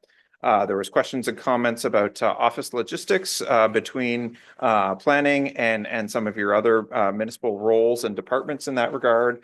Things like operations, engineering, parks and rec, even your clerk's departments. There was questions about some of those services that maybe your municipal planners are currently providing that might not be directly, processing planning applications or zoning or official plan updates, some of the roles that some of your municipal staff play on heritage committees or supporting heritage or other municipal functions. And so if there was to be a centralized model, what would that look like at the municipal level if some of your planners were to join the county team in that regard? Certainly lots of questions about the financials. What's this going to cost? What would it be to each municipality? How can we be sure across our 9 very distinct municipalities that we have equity in a funding model in that regard? There was questions about what planning applications might cost in the future under this model. Questions about staffing levels across the county, across each of your municipalities, how things like hiring would be done, how input would be received from municipal staff to, say, a county planner in that regard. questions about the impact on local committees. What does this mean if you currently have a planning advisory committee? What does it mean for your committees of adjustment in that regard? Certainly a number of the comments highlighted those future memorandums of understanding will be crucial if this project is to move forward, to outline that service delivery relationship between the county and member municipalities in that regard. There were some questions and comments about what consulting might look like. So for those municipalities that might already have a consultant on certain projects, or maybe in the future, you're looking at an official plan update or other specialized study that needed a consultant. Lots of comments about Ontario Land Tribunal proceedings, how those would look in the future, legal resources, billing in that regard, as well as similar comments about agreements. So whether it be site plan agreements or development agreements or subdivision agreements, how would that look under a centralized model? There was questions about what truly are the efficiencies, and if municipality X is processing applications at this rate right now, what would those timelines be under this new model? Can you guarantee more expediency in that regard? There was questions about why the county seemed to be laser focused on this all for one sort of model, and were there other options available, including looking at a hybrid model, including maybe starting with some baby steps in terms of a pilot project. And then there was other general comments about the need to look further into some human resources matters, some information technology matters, and various other things. So overall, again, want to thank everybody for their feedback. Want to thank members of the public and developers that have given their feedback as well. And now I'll turn it over to Randy for his comments on some potential next steps. Thanks, Scott, for that. So on potential next steps, so county staff recently met with the municipal CEO group, and we provided them with an update on some of the comments and questions that Scott just went through today, just to get their thoughts on potential next steps. And based on, of course, what we heard from councils and based on what we heard from staff, based on the feedback we've heard so far, as well as the feedback from local CEOs, there appears to be about 2/3 of the member municipalities that are interested in at least further investigating this model. We have received a motion from one of the member municipalities indicating that they do not want to be included in the centralized planning model. And as council will know, the initial intent of the centralized model was developed on the premise or the basis that all member municipalities would be a part of that model. So should council direct staff to continue to proceed with investigating the centralized servicing model, then staff would need to do some further investigations on whether a hybrid model would still achieve the anticipated efficiencies and that critical mass that would be required in order to make this work. This of course will require some staff time and resources in order to investigate that further. Another option for council's consideration that was noted in the report is to keep the staffing arrangements as status quo and to focus on other opportunities for planning efficiencies. And those efficiencies, other opportunities were identified in that previous planning staff report that was presented to council earlier this year. Another option is that municipalities could work together. So none of these options prevent any municipality from working together like they're already doing with sharing chief building officials and building inspectors between municipalities. So that's also another option that can also be explored at any time between municipalities. If council is interested to continue to move forward with investigating this centralized planning model based on a hybrid approach, again, with approximately 2/3 of the municipalities participating, then staff are happy to continue to move forward with those investigations. If council directed staff to pause these investigations and focus on other planning efficiencies, again, staff are happy to do that as well. The motion before you today would direct staff to continue investigating the planning efficiencies model based on the approximately 2/3 of the municipalities potentially participating. The CAO group also suggested that it'd be beneficial to have a joint council meeting early in the new year so that county staff, we can present a summary of the initial feedback received and to discuss potential next steps. This will, of course, provide an opportunity for all of the county councillors as well as municipal councillors to hear the information at the same time and to ask any further questions. And that will be a joint council session in open session. So should council direct staff to have that, county staff will of course work with our municipal CAOs and clerks on a date for that meeting, but we're proposing that to happen early in 2025.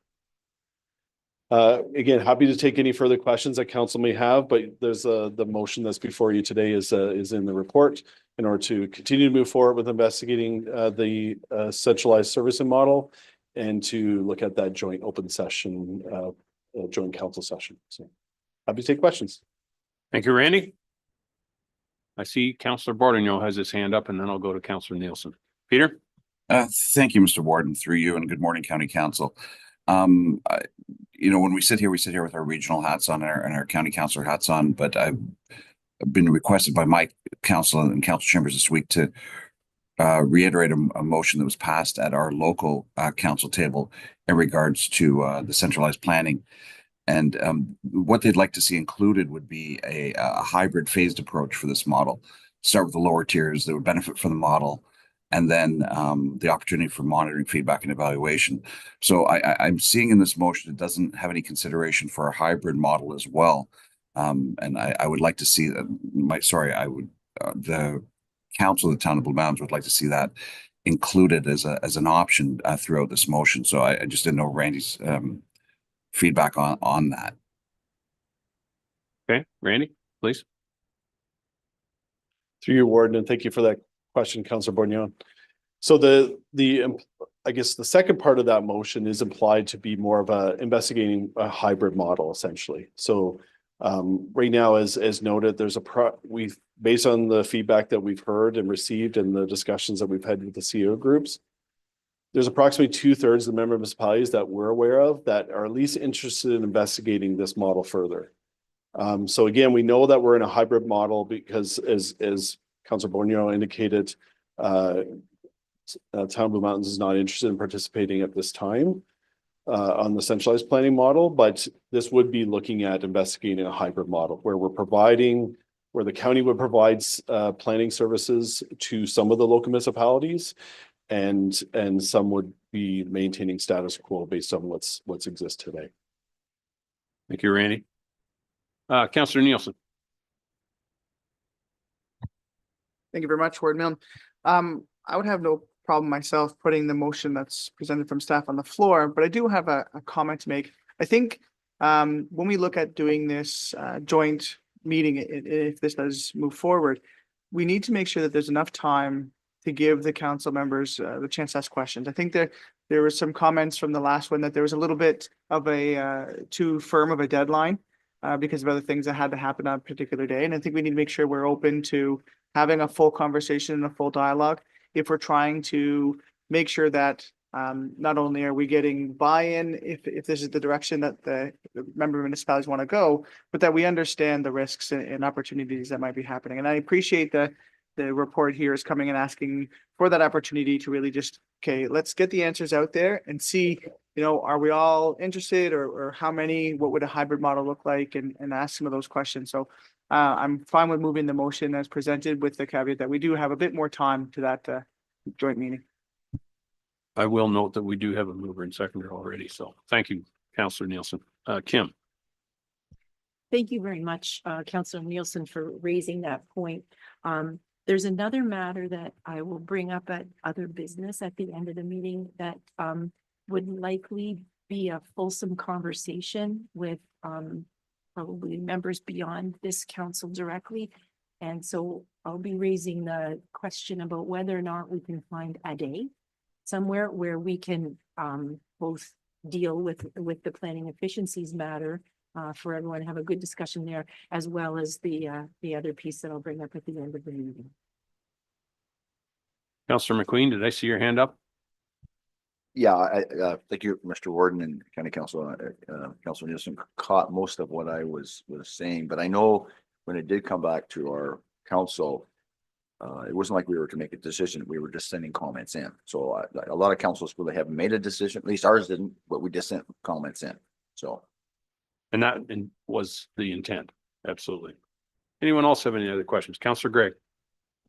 Thank you. Through you, Warden, I was actually going to speak to that exact commentary from the report in September. I'm actually disappointed that a municipality did pass a motion because that report stated a municipal decision is not required at this stage, but rather the county is seeking input in the following from member municipalities. we're trying to endeavor to go down a path that's in the best interest of all the municipalities in Grey County and serve the residents as best as we can. We have a structure now where we try to recoup a lot of the fees for development and planning as they're incurred. We do have, and we need to recognize the active role that we have in the cost of housing by the flow through of these charges. My question is, in some of the materials leading up, we had a comparative analysis in terms of our staffing complement in Grey County within planning departments, 2 peers across the county. That would be interesting information to have it further shared in a public realm in some way, shape, or form, so that it can be seen the actions that the county's trying to endeavor upon here to mitigate costs, respond to the services that are required, and assess how we compare to our peers across the province. I'm certain some of it could be blacked out. It's always evolving. Rules are changing within municipalities. We know that firsthand right now. However, that said, if that document, that information can come back forward when we have that next meeting, so it is in the public realm. It should also include, if municipalities state that, well, we have an unfilled role right now, the question then is that unfilled role in your 2025 budget? Because you're still looking to fill it, in which case it should still be captured in your reporting back. So it would be interesting to have that knowledge or that information as part of that report. Thank you, Scott. Any other questions? Oh, Randy, go ahead. Through you, Warden, and thank you for that question, Councillor Greg. Yeah, we're happy to look at providing information in terms of what's the current kind of state of the nation as it relates to the planning services that are provided and the planning staff that exists in our current model, so to speak. So we're happy to provide that information as part of the next report. As noted, it's always like a snapshot in time when we do take it, but we're happy to try to incorporate some of the information that as you've noted is what's currently in terms of the number of planners that we have working within the county and the municipalities, and then how many if there's any that are proposed within the budget as well. And then that information will be required anyways in order to determine if we're moving forward with a centralized servicing model and a hybrid approach, even looking at what's then the planners that would be maybe part of that centralized model if we were to move forward with such. Thank you, Randy. Not seeing any further questions. Oh, sorry, Councillor Bordignon, go ahead, please. Thank you, Mr. Warden, through you. I'd like to move an amendment to the main motion to include including the hybrid option somewhere in the first sentence, in the first paragraph. I'd feel much more comfortable with if that wording was actually in the main motion. To investigate the planning efficiencies, including a hybrid staffing model as an option based on approximately 2/3. Okay, where Tara's just crafting a motion to that effect, or an amendment rather. We got it up there. Maybe read it for the benefit of everyone. So that the motion be amended to include a hybrid model as well for consideration and investigation. Yes, thank you. That captures your motion, Peter? Yes, Mr. Warden, thank you. Very good. Is there a seconder for that? Councillor Matrosovs, thank you. Any discussion on the amendment? Councillor Greg. May staff comment on whether that was considered early on and why it may have been disregarded as part of the process to this point? Yeah, so when we initially started looking at this potential model, we were, again, it was based on the premise of all municipalities maybe participating as part of that overall model. At this stage, we've only just done a preliminary assessment or review of what a hybrid model might look like. And so again, we're happy to, subject to the direction from council today, investigate that further to see if that's gonna still achieve that critical mass and those efficiencies that we anticipated if all of us would be part of that model. So we're happy to investigate that for sure. Thank you, Randy. Any other questions on the amendment? Call the vote. All those in favor of the amendment? Opposed, if any? That is carried. Now we're back to the original motion as amended. Any further discussion? All those in favor? Opposed, if any? That is carried. Thank you very much. Thank you, Randy. Thank you, Scott. Moving on to the next report, we have a report here from purchasing regarding the policy update. Mike Alguire is here this morning to speak to that report. Morning, Mike, and welcome. The floor is yours, sir. I need a mover and seconder first. Councillor Eccles. Councillor Patterson, thank you.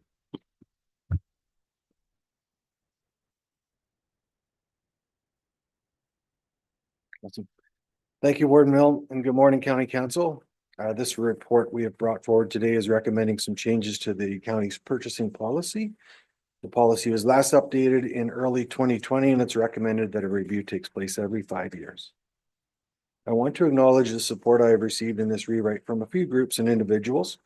During a 2-day lean workshop held in August this past summer with some key staff members present, it was very evident that staff is looking for and eager to see some changes to a few items in the policy, and we use that feedback to formulate some of these proposed changes.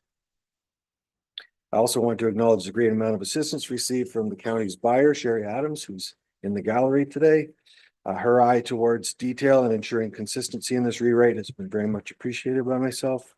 And just recently, we were able to share some of these updates with our senior management team, and the feedback there was favorable and supported.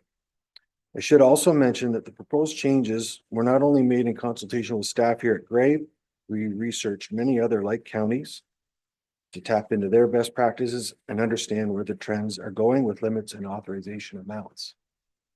So I have a very brief PowerPoint presentation that kind of summarizes what's in the report. So we'll go through some purchasing limit changes, some proposed changes to the award authorizations. We did add a few items that are in the reporting to council section. We've eliminated one thing in particular and updated some other clauses, and then we've added IT clause with the nuances that surround purchasing IT software. So with an eye towards the principles of purchasing, of course, and that is open, fair, and transparent decision making. So getting right into the limit update. Which currently, we currently allow staff to procure anything between $0 and $5,000. We're recommending we change that to get more in line with today's economy, as well as trying to gain some efficiencies in getting things looked after quickly. These low dollar purchases can sometimes the procurement or the competition doesn't always lend itself to gaining any cost saves when all is considered. That was definitely a key takeaway from key staff at the lean management session this summer. In conjunction with moving to $20,000, we're suggesting we eliminate what's in the policy now, which is called informal bidding, where staff is allowed to get 3 quotes without I guess, oversight by purchasing. We're suggesting that anything between 20 and 75,000 now gets handled by purchasing. So it's kind of a, I guess, a check and balance in the elimination of the informal bid process. And there's no change to what we consider a public document. Anything over 75,000 will be listed on our bidding portal as a public document. The 20 to 75,000 backing up, that's more by invitation.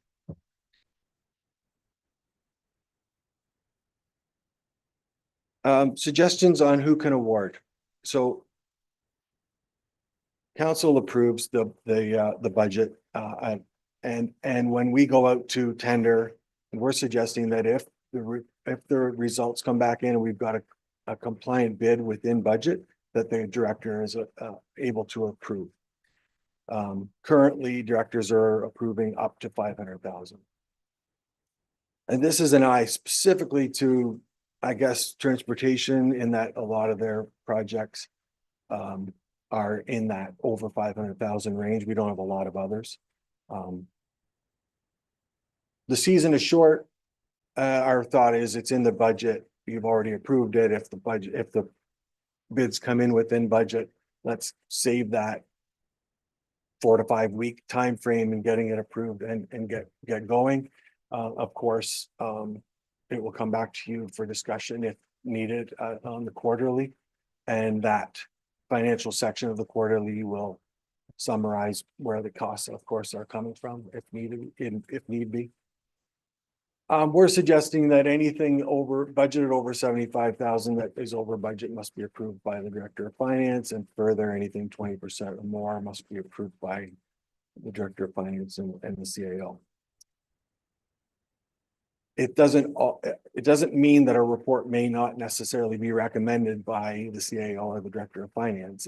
If the money's not there, or things need to be moved around, or there's nothing in the purchasing policy that allows staff to eliminate a project to support another one. So that would be a council report, of course. And I guess I mentioned that everything's going to come back in the quarterly. You currently see things between 75,000 and 500. You'll see everything over 75. These are things we added to a section within the policy. Some of them are obvious. Of course, if provincial or federal government requires council to approve, it's worth noting that if the award cannot be accommodated within the approved budget line item, or requires council approval of budget transfer, or if there's any pre-commitment to a future year's budget. Again, as I just alluded to, if the CAO and the Director of Finance deem it to be in the county's best interest, it will come to you for your approval. And the last item there was always in the policy. It just wasn't in this section, but any single or sole source over 75,000 is approved by council. So just for clarification, we've eliminated the section on fees. We haven't charged fees for our purchasing documents in over 10 years. With the electronic age, everything's free for anyone to download off of our bidding portal. As I mentioned, we've eliminated the informal bids. Purchasing will now handle anything 20,000 and over. And we've had to rewrite a few sections, most specifically vendor performance, dispute resolution, suspension of bidders, and accessibility. A few of those we've never had to, I guess, use it and administer it, but they did require a little bit of tightening up, so we've done that. And finally, just a note on IT. We've added some clauses in there that staff will follow, as far as making sure the Director of IT has looked at the design specifications for anything IT related. There's some talk about the cyber security, as well as just making sure that if there's any software that's going to touch our I guess infrastructure, that there'll be a non-disclosure agreement signed. That's the end of my presentation. I'm happy to take any questions about this or the report, or the policy rewrite was added to the package as well. So. Thank you, Mike. Any questions? Councillor McQueen. Thank you, Mr. Warden, and thank you, Mick, for your report. Couple comments, couple questions. So it did say in the report that not necessarily lowest price will be accepted. I read that right. And I know from experience in our council, there was a situation where there was a tender came in, the lowest price was recommended by staff, but we didn't go with that recommendation because it was a supplier that was closer by, and for the difference, if there was a warranty issue, it made sense to go local, because if there was a warranty issue, anyway, council had to make that decision. So I do feel that the 500,000 in place should be kept. I know that from a situation if something arose. I mean, it would put that decision on county council to make that and take that off staff, because I think that was something if there was an issue, puts it on, you know, staff are caught in the crosshairs where we as elected officials make that decision. And you know, when you get over $500,000, we're talking, especially if there was a performance issue or something that was being recommended that, you know, and we have seen those quotes come in, or not those quotes, those tenders come in really close, like really close.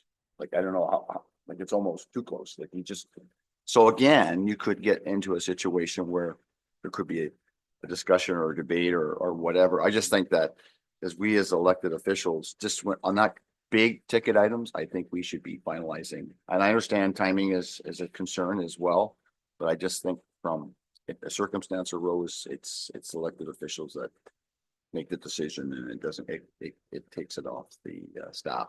So just my comment on that part. Thank you. Councillor Gregg. Thank you, and through you, Warden. I would echo largely those comments. In fact, I'll move a motion, move an amendment that the $500,000 limit be kept as is currently. I understand there's other comparators out there that we can look at, and this is what they do. But you get to a certain point where you get into these other comparators and they have full-time counselors, and it's the full-time office they have. And in many cases they have staff, and they can go through and they are acutely aware of every, or should be aware of every spending initiative. I don't think we have that same fine line of sight at times when we're just approving the portfolio, the budget in its entirety at the start of the year, and then providing that type of flexibility. I think it should be maintained at 500,000. Items do come back to council for that final say. We have meetings every 2 weeks by and large, so it's not that impactful to timelines. We haven't had significant budget or work interruptions in the last 2 years that I've seen that would convince me that this change is needed. And yes, I understand we go through lean processes and they can inform that, but these lean processes sometimes are born out of private sector, and they are applied to private sector in a much different way or in a much different fashion than they are in public, in the public realm. We have a fiduciary duty and responsibility to the taxpayer, and to walk away from that $500,000 level of oversight, I see as abdicating that role. We should be maintaining it. So I'll just ask Tara to read the amendment that she has constructed here, just to make sure it captures what you want. And so the motion would be that the motion be amended to direct staff to include the $500,000 limit for council approval in the draft purchasing policy to be brought forward to council. Okay with that, Councillor Gregg? Is there a seconder for that amendment? Councillor McQueen. Discussion on the amendment. Absolutely. Kim, go ahead. Two things, just to confirm that what we're discussing here is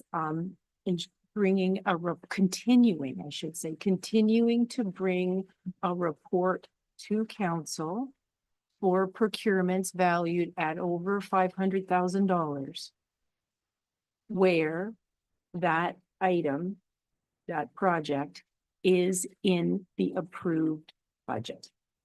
Nobody, I just want to be very clear to anyone who might be listening or otherwise, staff in no way are asking for carte blanche to approve projects that weren't already approved with an assigned budget and in the annual plan for that particular department with a very specific set of deliverables that is part of our 10-year capital plan or otherwise. So what you're asking is that we continue to bring a second report back to council to ensure that you are aware that a particular high-value project has, in fact, the procurement has taken place, and this is just a second level of confirmation about how the procurement proceeded and what the value of the winning bid was, et cetera.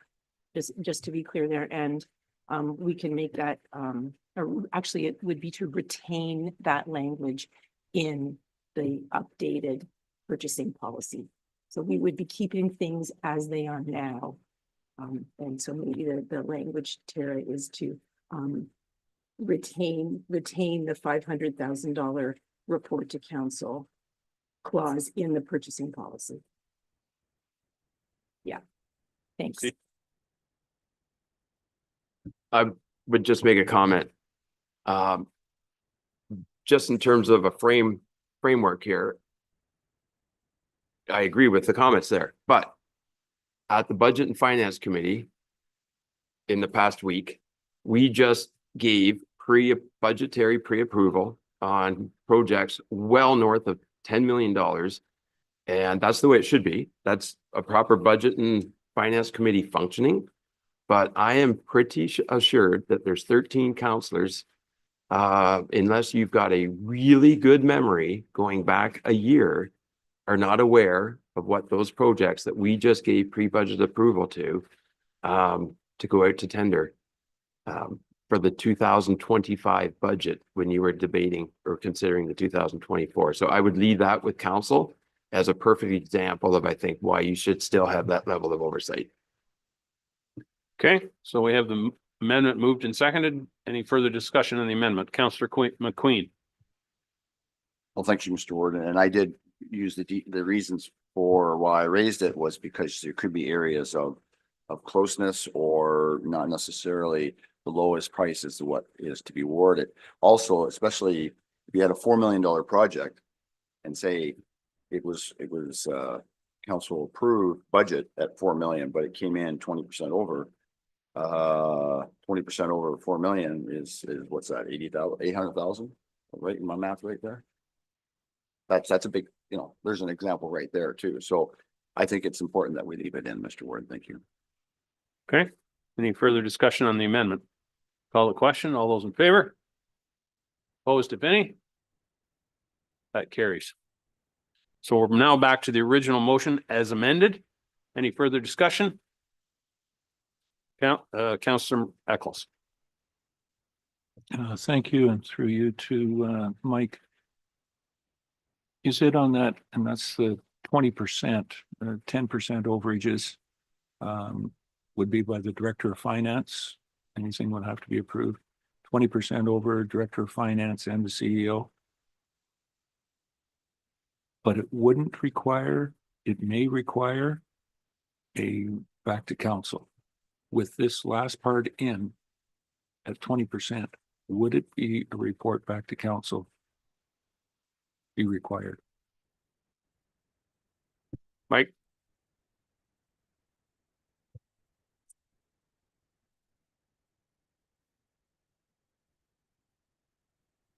I'm not sure I understand your question. So anything over 500,000, awarded over 500,000 will come back to council no matter what, according to the amendment. So anything under 500,000, we have in the policy right now that if it's 20% or more over, it's similar language, the CAO and the Director of Finance approve it. That's between 75 and 500,000. So though that will continue with this amendment. But the comment about, or the any 20% over budget with regards to anything over 500,000 becomes, it's no longer applicable, if I understand correctly. Under the current policy, and again, under what's being proposed here today, you're getting a quarterly purchasing report. And in that quarterly purchasing report, it always tells you this was the budget, this was the award amount. And if there was some discrepancy there between those two amounts, there's some explanation of how this is intended to be dealt with. Where the discretion piece comes in, like when you get the quarterly purchasing report, you're looking at things that have happened. Where there's some discussion is about whether or not there's enough of a question that we don't even want to make the award without getting input from council. And so how the process has worked up till now is that there's a conversation between Mary Lou and I and whoever on the senior management team has got the issue. And we make a decision about whether or not we have a very clear and straight path to dealing with the challenge that we see, or whether it definitely needs to come back to council, because it's really not something that has been discussed, and we would be concerned that we do in fact need your input before we proceed. And every situation is somewhat unique. I think in my mind, the bottom line is, though, there is transparency always in you knowing what happened. And so when I think about these things, I think you're going to know anyway. And is it better for you to have that conversation before we award? Is there something about this particular situation that's concerning? We need to have that conversation first. Or have we got a fairly straightforward process before us here, and it will be okay to continue on as we do, but then make sure that there's an explanation to all of you in that quarterly purchasing report. Councillor Adams. Yeah, and that's what I was looking between that 75 and 500. It's kind of an optional. I would, rather see it, if it is over 20%, I want to see a report back here. One, Mr. Gregg's point, it's in the budget. Staff give us this. What, we approved it. And now all of a sudden we're 20% or more over. I want to know ahead of time, not a quarterly, that maybe we had a report, maybe we get a report, or maybe we don't. As you get the quarterly purchasing report, but there's nothing stating, from my understanding in the policy, that says staff will give us a report back. That's over 500,000, absolutely. And I would like to see that on the 20%. At the 20%, there's a variance, but at that 20%, between 75 and 100, I want to see a report back here.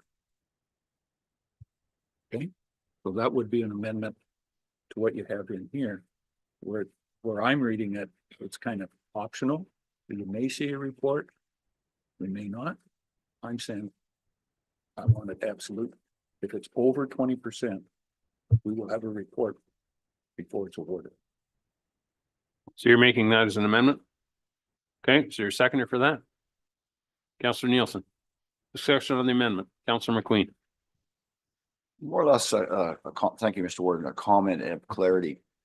Sometimes market conditions can drive things up. For example, our dollar's down, you're buying a piece of equipment that's coming out of the, States. It could be, there's a market condition that could affect that.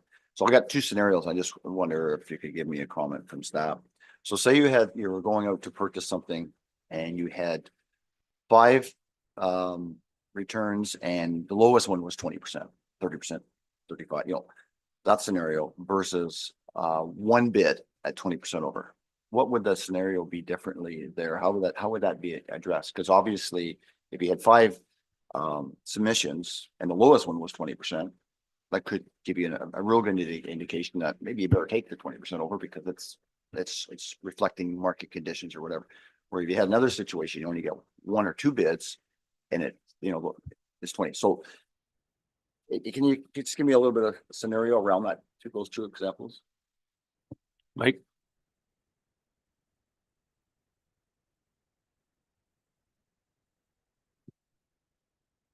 Okay, thanks. I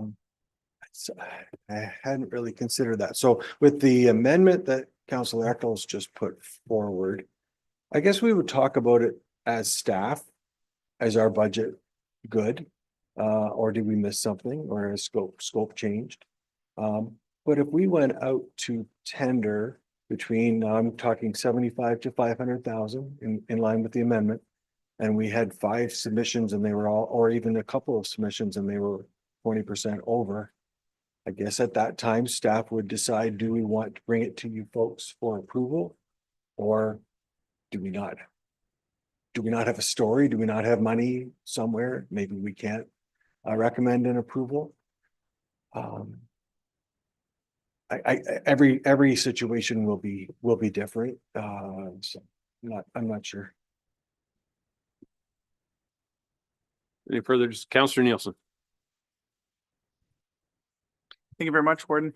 I think when I was listening to Councillor Eccles' comments and the reason for his motion, the premise of county council is the financial and fiduciary responsibility. If we approve a budget and the budget is set at X and projects are coming in at 35-40% over those budget marks, and that's what the motion is saying. It's not saying just 20%. It's saying anything over 20% above budget. County council needs to understand that because that budget is our primary policy document. And that has implications further on, deficit possibilities and such. So I respect where Council Eccles is coming from and why he's kind of supported. I think anything less than the 20% really doesn't need, I think there's some logical wiggle room where staff have the authority to spend the money that we've given them. But then there's concerns where if we're that far off the mark, council kind of should know and understand what's happening.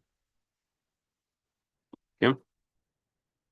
Thank you. And Mary Lou and I are, and all the rest of the senior team are completely united around transparency and not interfering at all with the decision-making of this council. I would say that what you're talking about now about compulsory report backs on anything at that over 20% thing would be a new level of oversight that we haven't had in the past. I think we take our responsibility to keep all of you informed very seriously. And you'll note what was presented to the last Budget and Finance Committee this year, for example, beyond some additional funding for long-term care operations, we were within $200,000 of our overall budget in a surplus position this year. So, I mean, we try to be very, very careful in the way that we manage money. But again, if reports are deemed to be helpful, we're absolutely prepared to provide them. I'm just saying that this will be a new requirement that we haven't done in the past. And I hope that you haven't ever felt that you were not getting the information that you require. Thank you, Kim. Any further discussion? Councillor Eccles. Through you, Mr. Warden, just quickly. The whole premise of this is not to question what has been and what will continue in the short term, but this policy is going forward 5 years. Have no assurance that I'm going to be here in 5 years. And I don't think any of us, can say it at 100%, we're going to be here in 5 years. It's, basically identifying succession planning and whatnot that individuals as they're coming in, whether it be on staff or be on council, will continue to be made aware. Thank you. Thank you, sir. Any further discussion on where are we at? Well, yeah, we're on the amended motion. No, we have a new amendment. My mistake. Sorry. The amendment to do as Councillor Eccles requested. Sorry, Tara, do you want to read it, please? Just so we can. That the motion be amended to direct staff to include a requirement in the purchasing policy bylaw to report to council on award amounts greater than the council approved budget by 20% or more. Mike?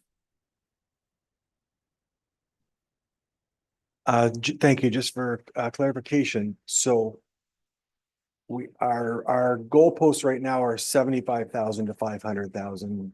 This is saying any budget amount over 20%. So if we had $20,000 for something, we're 20% over, is that included in this amendment, or should it be, is there a lower goalpost, like 75,000 and above? Thanks. I'll ask the clerk to clarify what she's intending with that amendment. My apologies. I should have noted that that would be for amounts between 75 and $500,000, I believe was the intention of the motion. Okay, we're clear on that. We'll call the question. All those in favor on the amendment? Opposed, if any? That's carried. Now we're back to the original motion as amended. I'm sorry, Mary Lou, go ahead. Thank you, Mr. Warden. Just for clarification in the amendment, could we have direction whether that is the report to council is in advance of the award or after the award? I think the assumption was that it would be before the award. Yep. Everyone else clear on that one? Do we need to revote or are we good with that? I think we're clear on that. It was prior to the award. Okay, now we're back to the amended motion, the original motion as amended. Any further discussion? Call the question. All those in favor? Opposed, if any? That is carried. Thank you, Mike. Appreciate your time and the efforts on that, and enjoy the rest of the day. Okay, we have one item. We'll do the Anne Marie. Oh, right. We're going to do the consent item 6G. Yes. Here we go. Here we go. Councillor Body, please. He moves the motion. Is there a seconder for that? Councillor Nielsen, thank you so much. Anne Marie.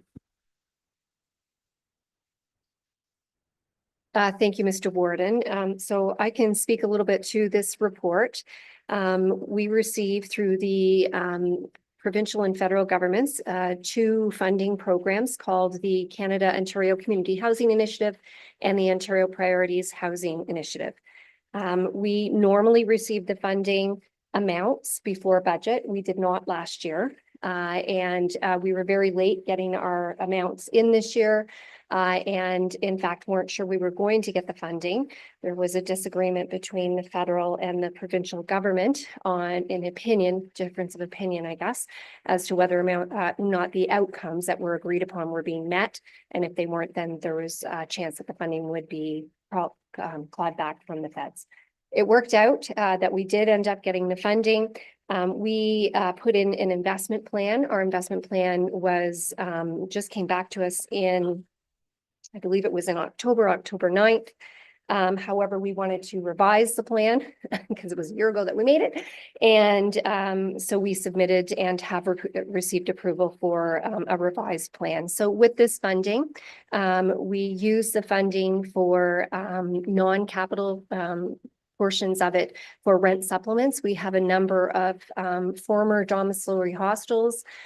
So for example, Second Ave Lodge, in which we provide rent supplements to assist in funding people that are staying there. And we support 70 individuals through our rent supplements in both the COCHI and the OFI annually. There's also funding in there for our capital projects. So some of the projects that we're listed in our capital budget would be funded through this. They are for our nonprofits, some of them, and for ourselves. We use them for elevator repairs, windows, one-off items, sometimes such as doors, if we have a flooded basement. So we can use them for certain things that happen throughout the year too. As part of the OFI investment, there is 10%, which can be used to offset supportive staff. And that for next year will be for this year is $47,000. And we actually allocate that funding to Safe and Sound to assist with our winter shelter program. And I'd be happy to answer any questions. Thank you, Anne Marie. Are there any questions? Councillor Browning. I don't have further questions, but I thought it was an important enough report to have made publicly for anyone watching to hear it. You know, the number one question I think we, at least in one song, get is around housing. I assume we all get that across the province. So I think it's just important to have it brought out and hear the work that's being done, and I don't think we can say it enough to tell the world what Grey County is doing in housing. Thank you. Thank you, Ian. You're absolutely right. Any other questions? Okay, call the question. All those in favor? That is carried. Thank you, Anne Marie. Okay, there's no closed meeting matters. Kim, you had another item for open session. You want to do that first? Okay. Thanks, Mr. Warden. This is a little bit of a follow-up from the Leadership Day on Economic Development. One of the things that we spent some time discussing at that meeting was about the importance of having serviced land available for future projects. One of the things that I think we're all acutely aware of is that many of us are looking at constraints when it comes to servicing capacity and also the financial capacity to deal with servicing expansions. One of the things that Dan Matheson spoke to as having been an important ingredient for success in Stratford and in other places in Ontario was that they undertook a partnership, a P3, public-private partnership model in order to move forward with those servicing capacity projects sooner than they might have been able to otherwise. So one of the questions that I had for council this morning was whether or not you would be interested in hearing from one of the public-private partnership players who's worked in Ontario. So this would be EPCOR. EPCOR has been making themselves available to provide education sessions to council that really just explain what a P3 model is, how it works, what the considerations might be, what a P3 company would do for you or not do for you. And so if there's interest from council, they've just suggested it would take a couple of hours to go through that, and would be very open to having a broad open session with anyone who wanted to attend. So my question to council was, if we were going to plan a couple of hours for planning efficiencies and a couple of hours to talk about P3s, can we find a day? Can we find a day where we could come together and talk about both of those things? So I will leave that to your direction. Thoughts from council? I don't think we need a motion, but if there's interest in hearing that, Councillor McQueen. I attended that day and I thought it was a great day and I certainly support that. I know that bell curve that's there needs to get wider in the middle, so I certainly support it. Okay. Councillor Greg. I just have a question just to get a little bit more information on the sites that we're looking for in terms of being investment ready.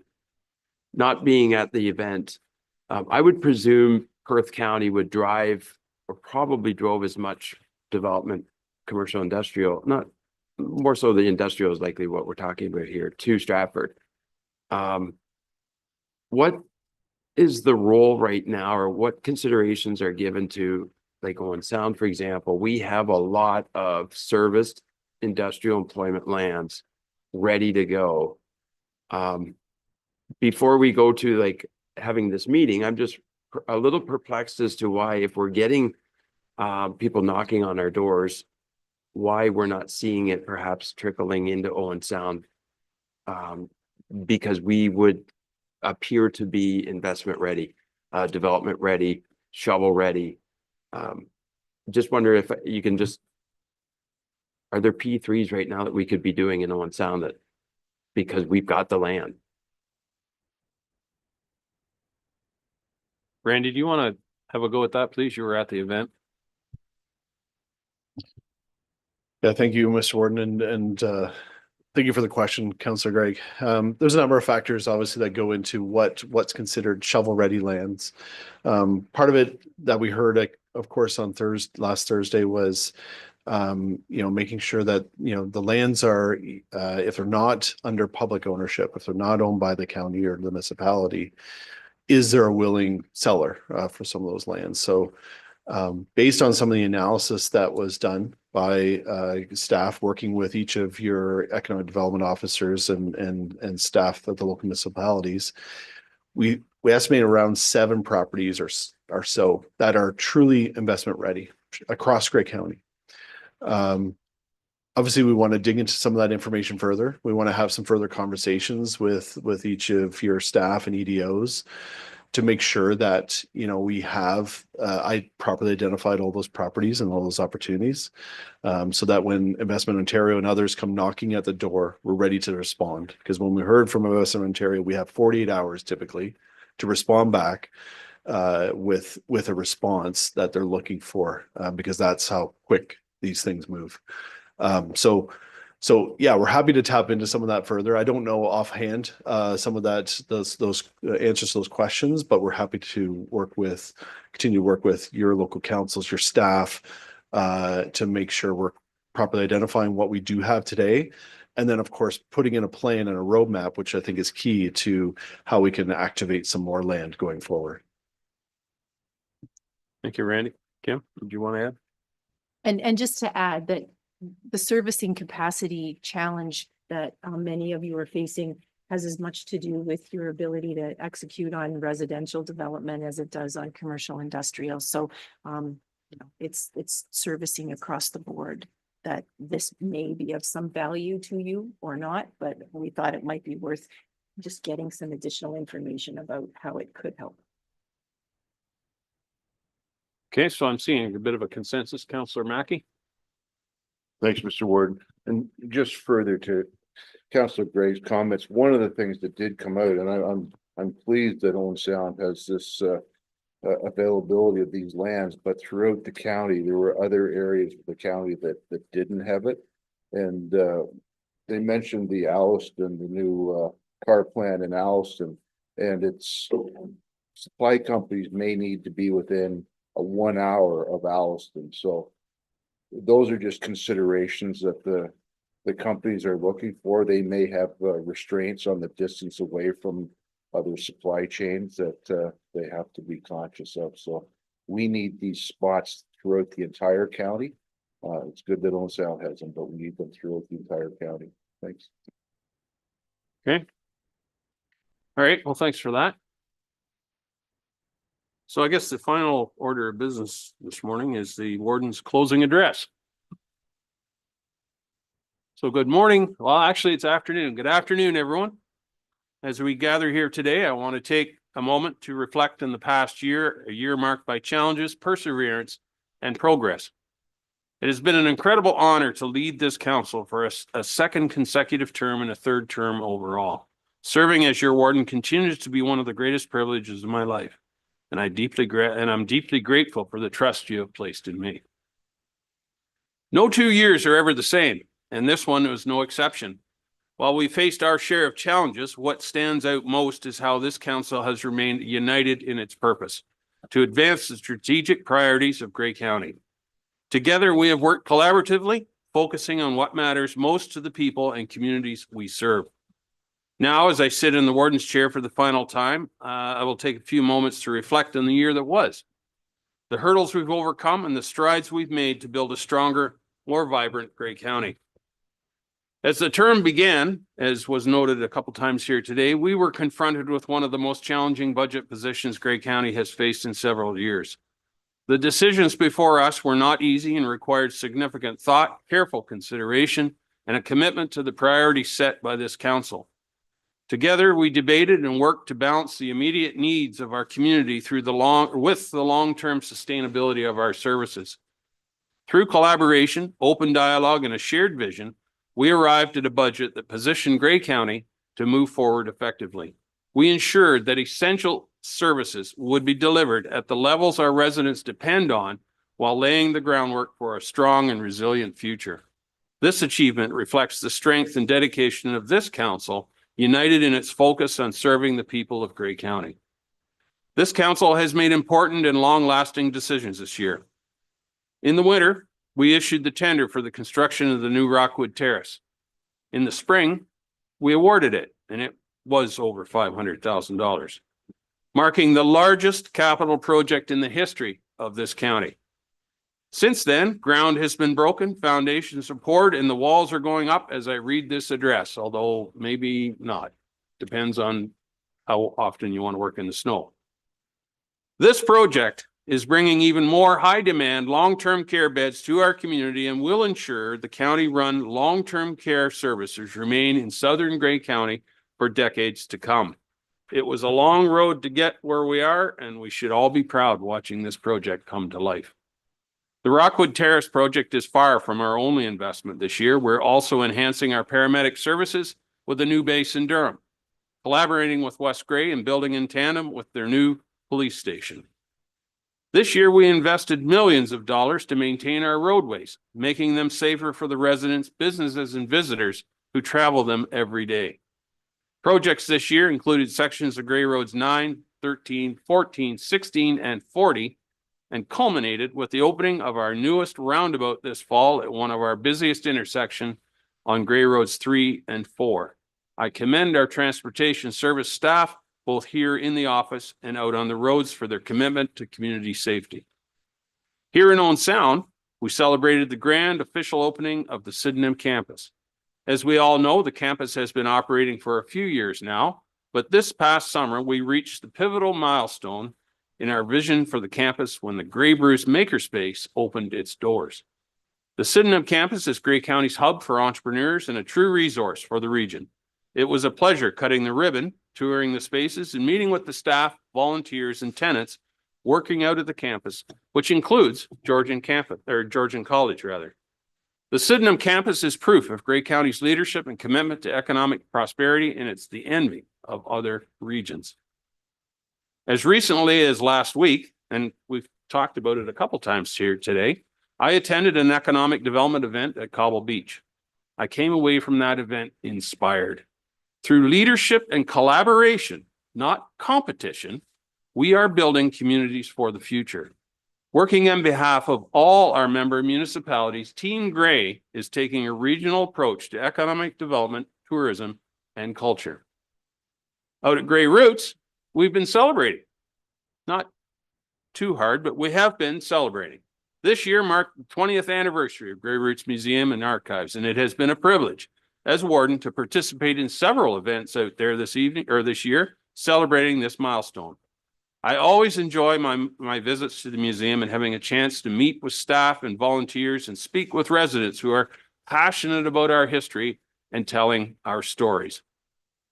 Over the past year, we've also worked to support the marginalized members of our community.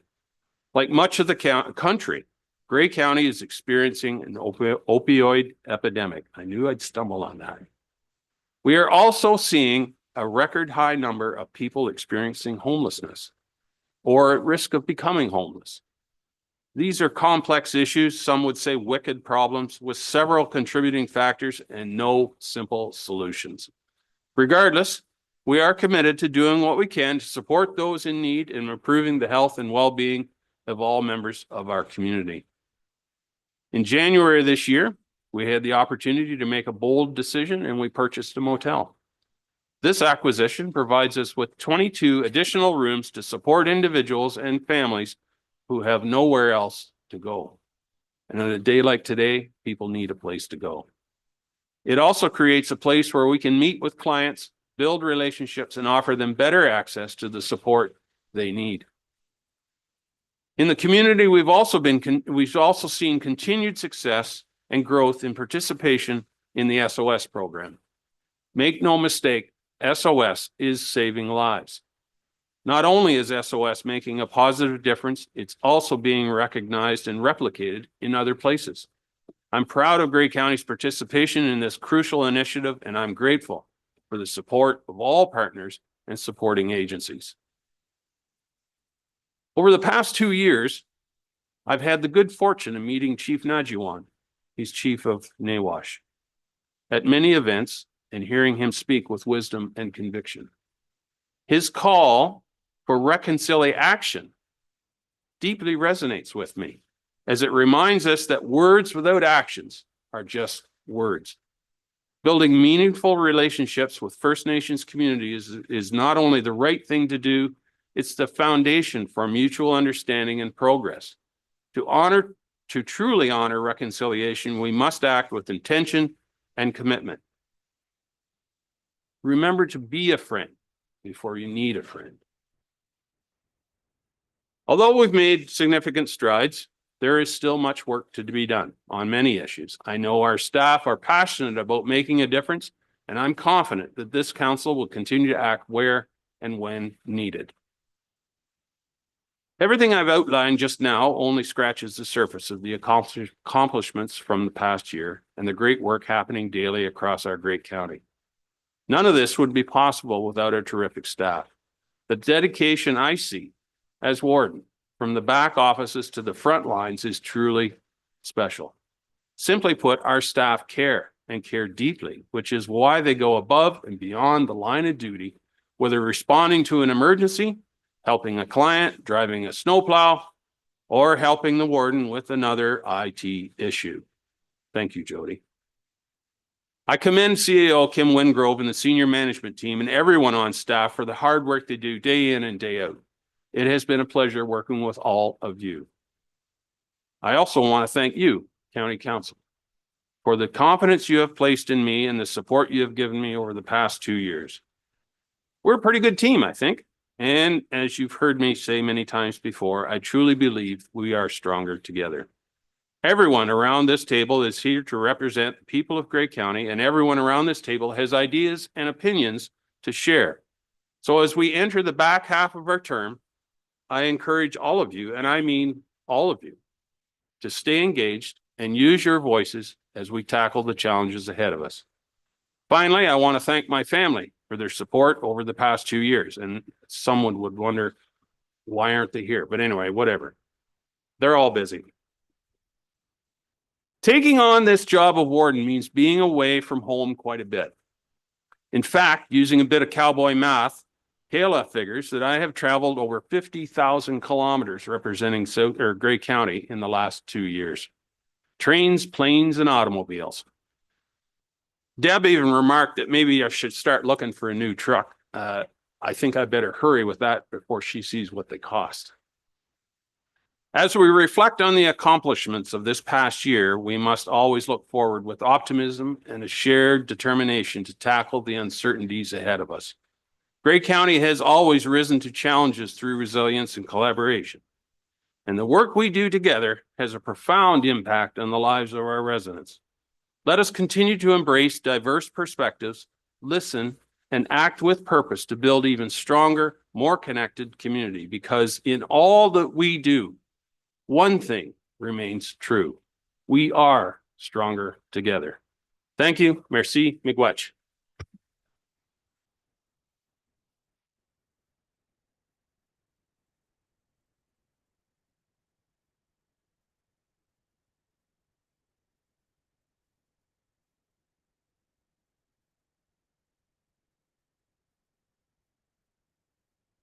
Councillor Eccles. It would be appropriate to make a motion that your closing address be included and endorsed in the minutes of the November 28th meeting. That indeed would be in order. Councillor DeBreen, you'll second that? Thank you. Any discussion? I had to ask. All those in favor? Thank you. All right, back to the agenda, which I believe we have, one more thing. Notice of motion. Do we have any notice of motion? I do not see any. Yep, okay. The clerk wishes the microphone.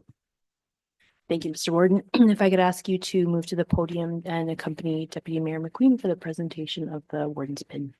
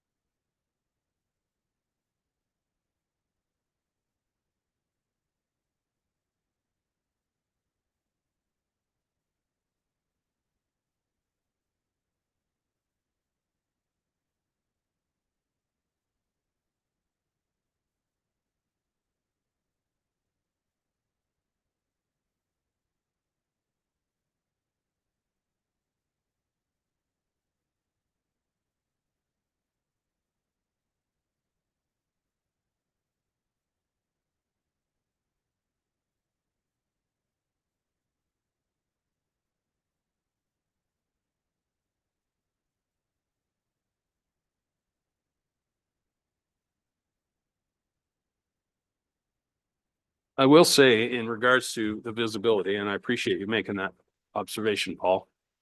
Kayla sometimes would book me into stuff and she said, well, she asked me, do you really think you need to go to this? Because you're going to this. And I said, Kayla, if they take the time to invite me, if I can be there, I want to be there.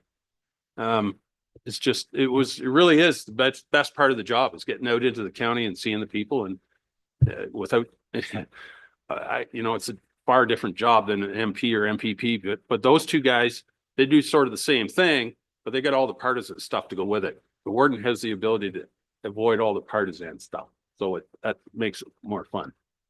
In any case.